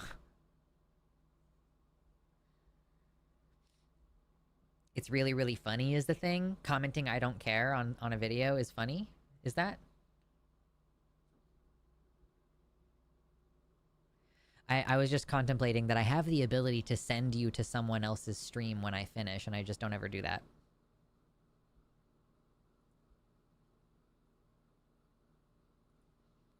And both of the days that I stream... So this has actually worked out perfectly. Check this out. On the early show on Sunday, because they stream on The Line during the same time that I stream on Sundays... But Arden usually produces for that show so that she and Matt have like the same work hours. And then they get off work at the same time, basically. So I'm free. I'm almost never going to be needed to produce the Sunday show, which is perfect because that's when I stream. And then the same thing on Wednesday. I'm pretty much never going to be needed to do the hang-up production because Arden does that. So it has worked out perfectly that like I have my stream on Sundays, and then I'll produce the late show on The Line. And then Monday and Tuesday I have shows to produce. And then Wednesday I'll have my own stream. And then whether or not I have Takis. So. Ian says the height of humor is telling someone who's broken down or crashed at the side of the road, "Hey, you can't park there, mate." Dude, way to make a bad day worse. I would be like, I can't deal with you right now. If I was like, I'm in the middle of being like, my car has broken down and somebody said that to me, I would be like... Dank Cat Lord got a tier 1 subscription. Take my United States dollar USD dollars $. Thank you. That was a fun one. Thank you, Dank Cat Lord, for the tier 1 sub. Appreciate that. Yes. I will accept your money. I appreciate that. Yes. Is that public information, Jane? Did someone already say that? Because I didn't know if it was public information, or if have I just revealed based on the schedule that I'm going to be taking on that I'm replacing someone who is quitting. Like, I don't know. I'm trying to be, correct about the process and, like, not spill any tea that hasn't already spilled. When was TTS turned on? It was turned on a few weeks ago. I don't know. Somebody asked for it and I was like, oh, sure, yeah. The only reason that it was not on before was because I used to record these videos and, like, put them on the channel, and I don't do that anymore. So there's no reason for TTS to be off, because I'm not going to be interrupted in the middle of and here, let me tell you guys on the YouTube later, like, I'm not doing that shit anymore, so it just doesn't matter if I get interrupted. Except that it derails my thought process, but, big fucking whoop.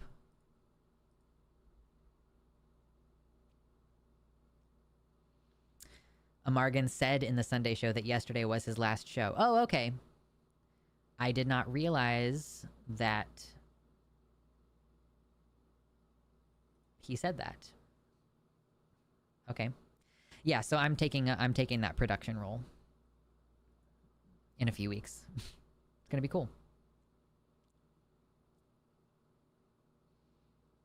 Here's what you missed on Glee. Oh no.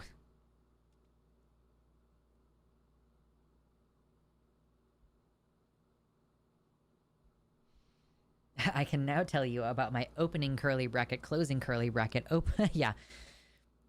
There's I think there is a spam filter on there, so it doesn't let in every single thing, but oh, in the chat he said it. Okay. Well, sure. That's if he is saying he's quitting, then yeah, that's I didn't realize that it was so short notice though. I guess I was assuming that he gave like a 2 weeks notice or something. Because I only just started talking to Jimmy like 2 days ago about taking on that role. So, yes, yay for job with people you like. True. The only thing is I'm going to have a conversation with Forrest where I say, Forrest, listen to me. I'm the producer for your show on Skep Talk right now. But I also, like, I am a part-time employee. And then my other main part-time job is I am the God, there's no English word for this. I am the keeper of the house. I cook dinner 4 nights a week. And I'm not about to let you trap me here for 8 hours. Like, yeah, we have like a 3-hour cutoff, and then I'm gonna get my ass up and go cook dinner for my family. Yeah. Or like if he wants to do a long stream, I have to be like, okay, let me know beforehand so that I can plan for pizza or something. Like, literally, you guys, I do meal plans, and I'm trying to build up to a place where I'm doing a meal plan for the entire month. So if my plan gets fucked up, listen, it's gonna throw my whole month off. It's 2 weeks somewhere. Yeah, I guess so. Trying to get up the motivation to go get food. Yeah. It's tough. If you said, like, people are messing with your stuff every time you get up to go get food, I can understand being, like, not particularly motivated to go get food. Because you're like, oh, somebody's gonna snoop around my shit. It's annoying. Stay-at-home dragon. True. Yes. Stay-at-home dragon. It's like, I am employed, I'm multiply employed. Like, I'm more officially employed now than I was before. I still am technically, like, sort of a contractor, but taking on a role that's going to be more consistent where, yeah, I'm producing 3 shows a week, kind of no matter what, whether or not I'm on Takis. So it's definitely, like, more stable in that way. Yay. Job. Just enough money. I think just enough money doing this additional thing to, like, make me not have to be anxious about money anymore. So, fingers crossed. What else do we got going on? Like, got a little bit more time to kill here at the end of the show. What else do we got? Oops, I touched really close to my eyeball. Hope I didn't smudge any makeup or anything. We're multiply unemployed. No! That's funny.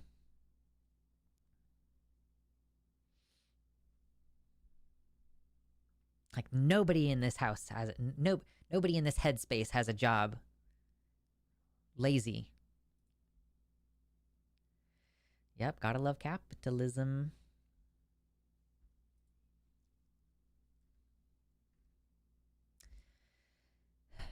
I think I should spend some time tonight trying to edit the they/them video because I'm not going to have very much time tomorrow during the workday. Tekka starts at 12 for me. So from like 12 until, I guess, do we have calling it now right after? Because if that's the case, then we have a hard cutoff of 3 hours. Yeah, we do, because we have, I remember seeing that Arden is going to be on calling it now.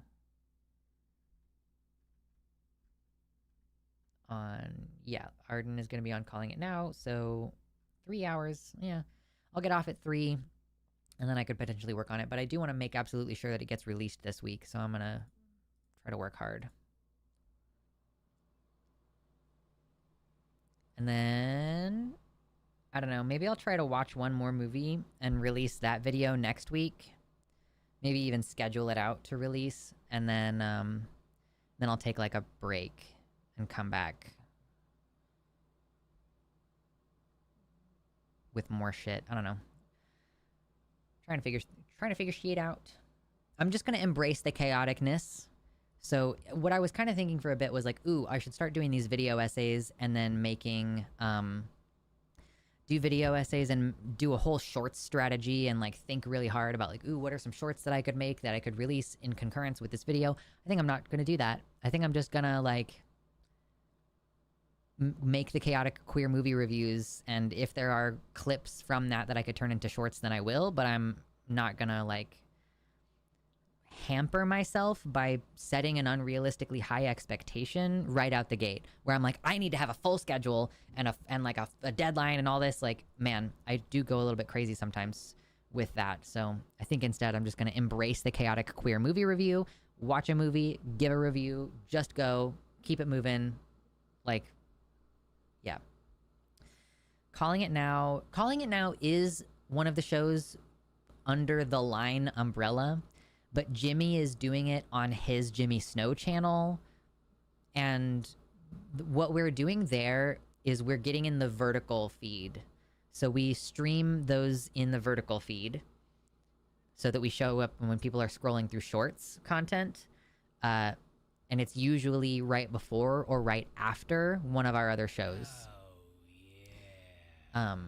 And we do more general political, like basically every Calling It Now that I've paid attention to has MAGA in the title, because they're trying to catch a more mainstream audience in the shorts feed. So that's what Calling It Now is. It's more of a political leaning show. Jimmy hosts it most of the time, and it's on his channel, and it's a week or two ago, I did Transatlantic Call-In Show for 3 hours, and then I did Calling It Now immediately after. And we did that one for like 3.5 hours. So 6.5 hours was a lot of time to be talking to people.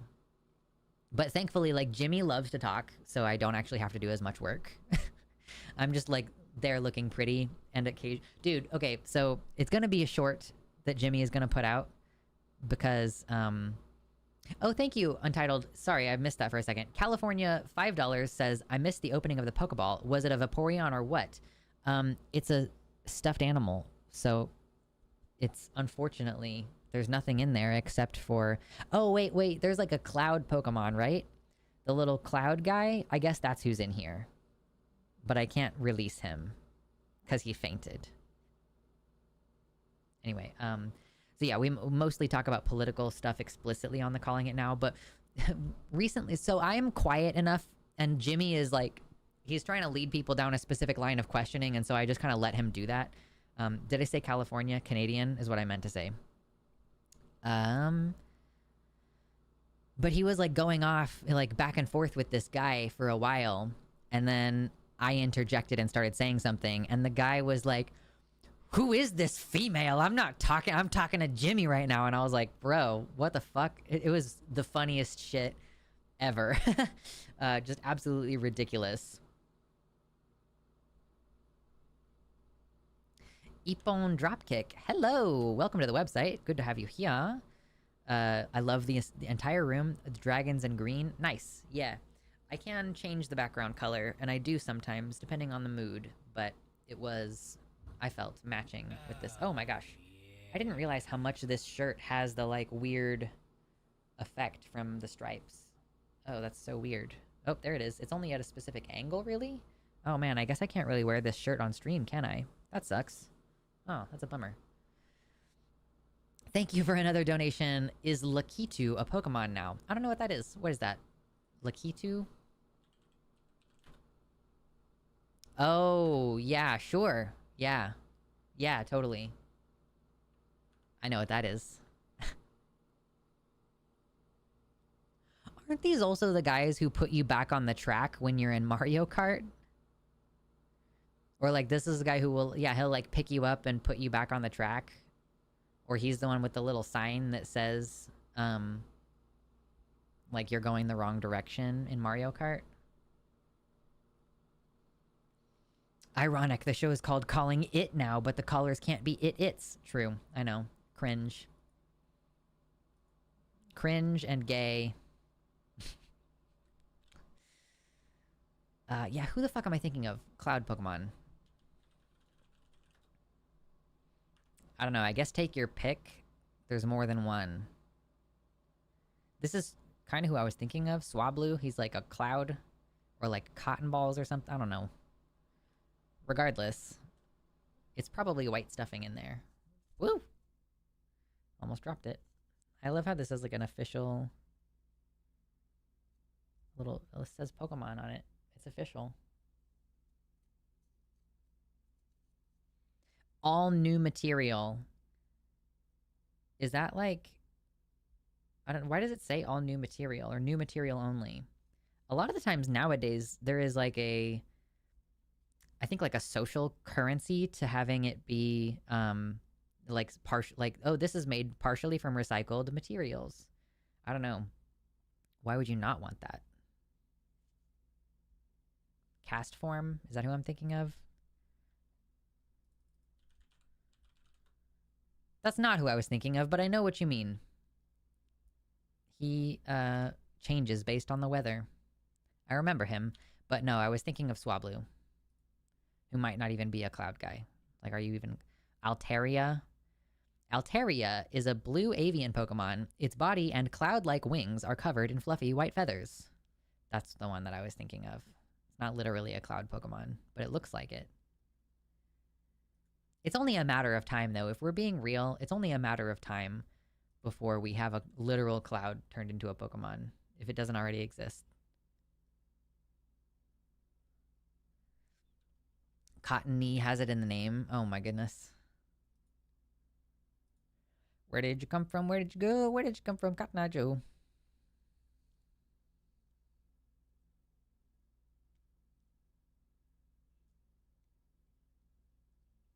Cast form is the boobs Pokemon. Yeah, or they're like testicles? I don't know. It's like a, yeah, it's like a weird penis and testicles situation.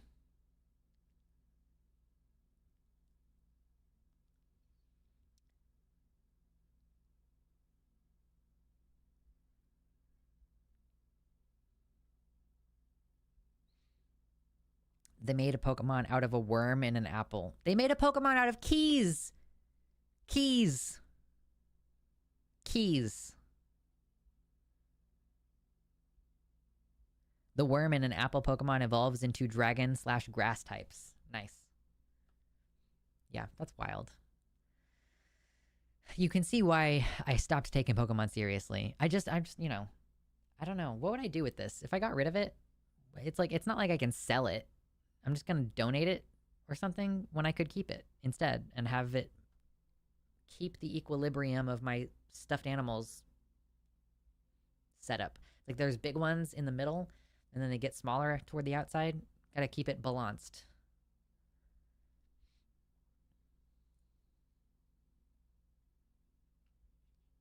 Oh man, it's so weird. Earlier I was trying to eat before stream and I felt like, I don't know, I was really symptomatic yesterday. I think I exercised too hard yesterday morning. So I was really fucking symptomatic for a few hours.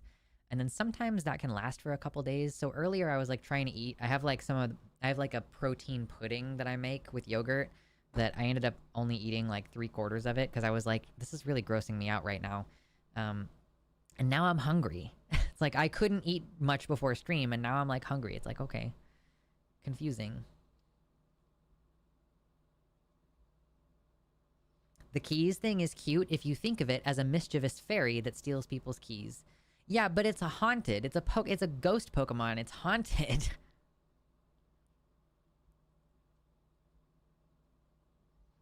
I have not played competitive Pokemon since Gen 6, but I remember Klefki had to be banned due to being the most annoying-ass RNG-based piece of shit. Okay. Fun. I've never played competitive Pokemon. That's so fun. The Pokeball Pokemon and 2 Magnets Pokemon are from Gen 1. Well, you're correct. That's true. Klefki is actually a steel/fairy type. Oh, okay. Okay, sure. Okay, cool. Yeah, so if you think of it as a fairy that steals people's keys, okay, I'm more on board with that. I was incorrect, thinking that it was a ghost Pokemon.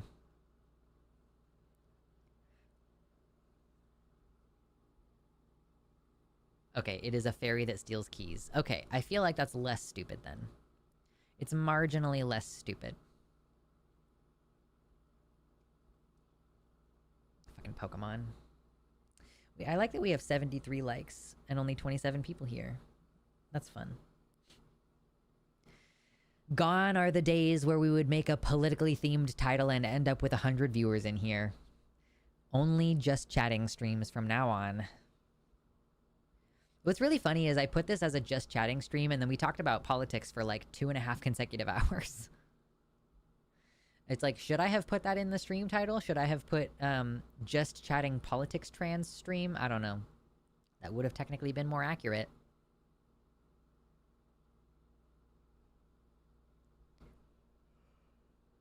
Oh no, I'm so tired. Sometimes it hits you mid-afternoon. Oh, I have to be really careful with this thing I'm about to do, because I was about to rub my eyes. I was about to be like, you know that, like, when you smush your eyeballs and you get that little, like, chemical release, but I am wearing makeup, so I cannot do that. Ooh. That's me trying to get the same sense of relief from rubbing my eyeballs.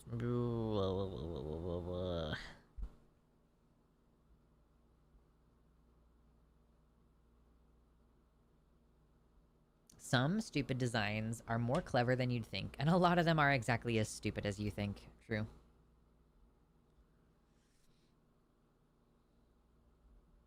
Did you know that my partner's alarm in the morning is the original Pokemon combat music? So sometimes in the morning I'll be like, why do I have that song stuck in my head? And it's like, probably because you heard it while you were asleep earlier.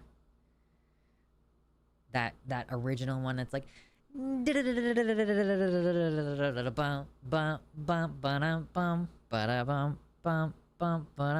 like classic. It's a great way to get yourself up in the morning. The roughest part of getting used to wearing makeup 5 days a week was not being able to rub my eyes. Yeah, it really sucks. I'm like, there is a sense of relief that I want so badly from rubbing my eyes. And even after I get done here, I'm probably not gonna I'm not gonna clean my makeup off until, like, tonight probably when I wash my face. Why do I only see these when you're almost done? Oh, I mean, you can always check your notification settings if you click the bell, but then there's, like, the only 2 options are, like, 1, personalized settings, which means it'll decide whether or not to send you notifications arbitrarily, or all, in which case you get notified for every live stream and every video I upload. But, I mean, I haven't uploaded a video in a month, so I guess it's not that bad. True, yeah, waking up can be a battle. Valid. Yeah, you wake up in the morning and you're like, let's go. Dun, dun, dun, dun. Yeah.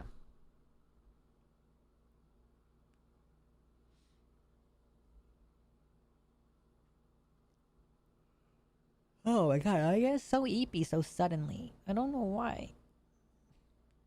It's because I didn't eat enough.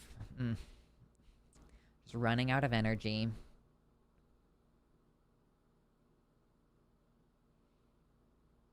Oh god, which is this? I want to know which is this. So sometimes you see a Northern Lion clip and you're like, what is this clip? Which one is it? Hold on. Making out with... Normalize straight men making out with each other once on screen, maybe more. I don't know, maybe more off screen. You can be straight and kiss your guy friend once. I've never done it. I'm saving it. I'm saving it till I befriend a real cutie. I've still got my bubble shield there. I haven't popped it yet. I haven't popped it. I'm saving it. Normalize straight men making out with each other once on screen, maybe. Okay. Anyway,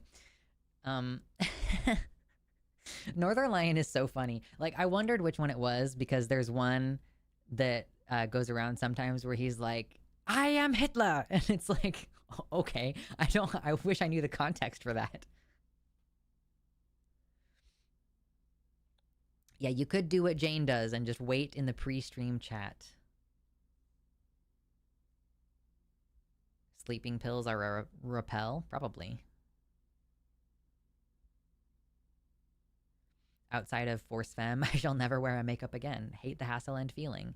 Fair. I mean, it's just like, I don't know. I've just been like, maybe I should care about these things a little bit more. And I've always been kind of interested in makeup. I just didn't, like, I didn't grow up with a mom who taught me how to do makeup.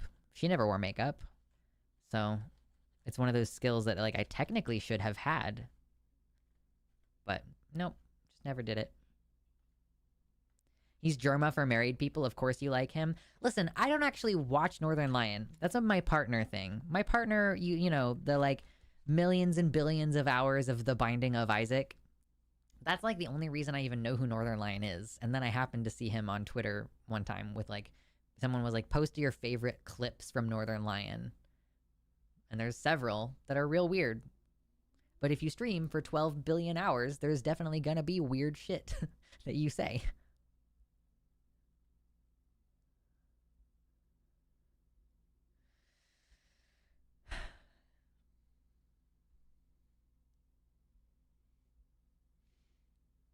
That's funny. I just posted a thirst trap along with the Northern Lions. You do not need an 8-foot tall demon woman to bite your head clean off bit. Oh, fun. I didn't know that one.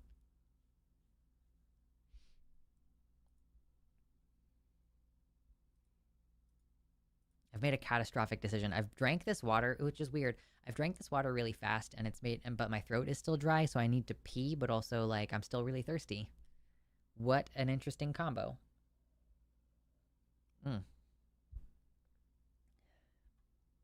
Fuck, dude. My YouTube keeps reloading and it's really annoying. Stop it. Cease and desist. Okay. He's just out of pocket a lot of the time. He says ridiculous things. But I'm like, listen, trying to speak while paying attention to all the things I need to keep the stream going while also playing a game, and I've done it before. We've done gaming streams before. It's so difficult to pay attention, and like sometimes even here, I'll like forget what I'm in the middle of saying. Hey, Kitty Tick. My sister is a professional makeup and skincare tech. I, as a Mormon boy, didn't learn the makeup, but my skincare is wonderful. If only I wasn't always covered in scratches and burns. Yeah. I've recently gotten into the skincare thing. I'm gradually introducing a retinol treatment. I just found my primer and all the rest of my makeup. I don't actually even know if this is any good anymore because it's been frozen in the process of like coming across the country with me. I did just throw away a bunch of my makeup last night, like all of my lip gloss type stuff or lipstick. I was like, I'm not going to try to sanitize this. Or, you know, when you're sticking it back into a thing of liquid, I'm like, there's probably too much bacteria. And I need to clean I did clean some of my eyeliners. I need to, like, spray. I don't know how do you clean, like, a dry compact? Can I just, like, spray an alcohol spray and then let it evaporate and it'll be fine? I don't know. But, I understand that makeup goes bad and it can also have bacteria in it, and I need to clean all my brushes and stuff, so... No, I'm just a person who doesn't care which way I look. I just want to have fun. I just want to have fun. I just want to try to do makeup. I'm probably not going to do makeup every time, but like I'm in public all the time now. I do these constant public appearances, and it's weird that I have not cared about my appearance so far, and I'm just now being like, maybe I shouldn't look like a hot mess. I don't know. I'm like getting a pimple right here in the middle of my forehead, which is not something that usually happens to me. I think it's because I dropped out of my skincare routine for 5 days, so now I'm just getting it's quite sensitive, a little forehead pimple right there. Youch. Okay, honestly, I feel like I'm getting boring, and the viewer count is corresponding with that. So I'm probably gonna go ahead and go. But I am going to have Takis tomorrow, so you'll have 3 hours of me hanging out, from 12 to 3 Pacific time, and I can't remember. I think that what I have scheduled is I'm gonna stream on Sunday this week. And then I'm not going to stream on Wednesday the 10th or Sunday the 14th. Because Sunday the 14th is the first time I'm going to be training how to do production for Matt's show in the evening, or whoever's on, in the evening on the Sunday the 14th. So because I'm going to have those things, I'm going to do that for those 3 days. And then I'm planning to come back and stream again on the 17th. So that's kind of what the next month looks like. And I'm going to be on Transatlantic Call-In Show. I don't know. Maybe I should actually switch that around, because I have Takis on Thursday next week, but I don't have it on the 18th. So maybe I'll switch it and have my vacation, like... I don't know. That's not really much of a vacation. I'm trying to get the week before I go start working on production with Takis, or on production with the line. I'm trying to get the week prior to that, have some time off. So maybe I'll stick with that. I'll stream on Sunday, and then I'll basically take the majority of that following week to just not work. Anyway. If Andrew from New Jersey calls, you'll need to kick him quickly. He's a waste of oxygen. You know what? We get our clips sometimes from people who are wastes of oxygen. It happens. It happens that way. Oh, and if you want to see clips from the line, anytime I'm on a show on the line, I'm going to be posting clips to my channel at Luxanderline. If you would subscribe to it right now with your time, that would be great. Excuse me. This is the channel at Luxanderline, or Luxanderline Clips. And I'm just posting like pictures from, or sorry, I'm posting videos from when we talk to people. So like here's a Chewed Gum episode that has 0 views from 9 hours ago. This one uploaded today. Martin, he, him, Scotland, talking about how, quote, science supports purity culture. Obviously, this is pretty low effort right now. Maybe I'll put more work into the thumbnails later on. But anyway. Camera's still on. Does this not work? Why does this not work? Oh my god. This is like the second time today that I've pressed this button, or I thought that I pressed this button, and it just didn't switch. Anyway, Luxanderline Clips, or at Luxanderline. Like I was saying, this is a video that I uploaded today, and it has 0 views because it's an hour long, and it's a super low effort thumbnail. So that's my bad. But if you want to see clips instead of full live streams, and I'm posting clips from the other shows that I'm on as well as Takis, you can go subscribe there, and it would be really helpful for me for you to do that. Thank you. Okay, now I'm gonna leave. Love y'all. Have a good rest of your night. I'll see y'all tomorrow for Takis. Be good. Be good, be good, be good.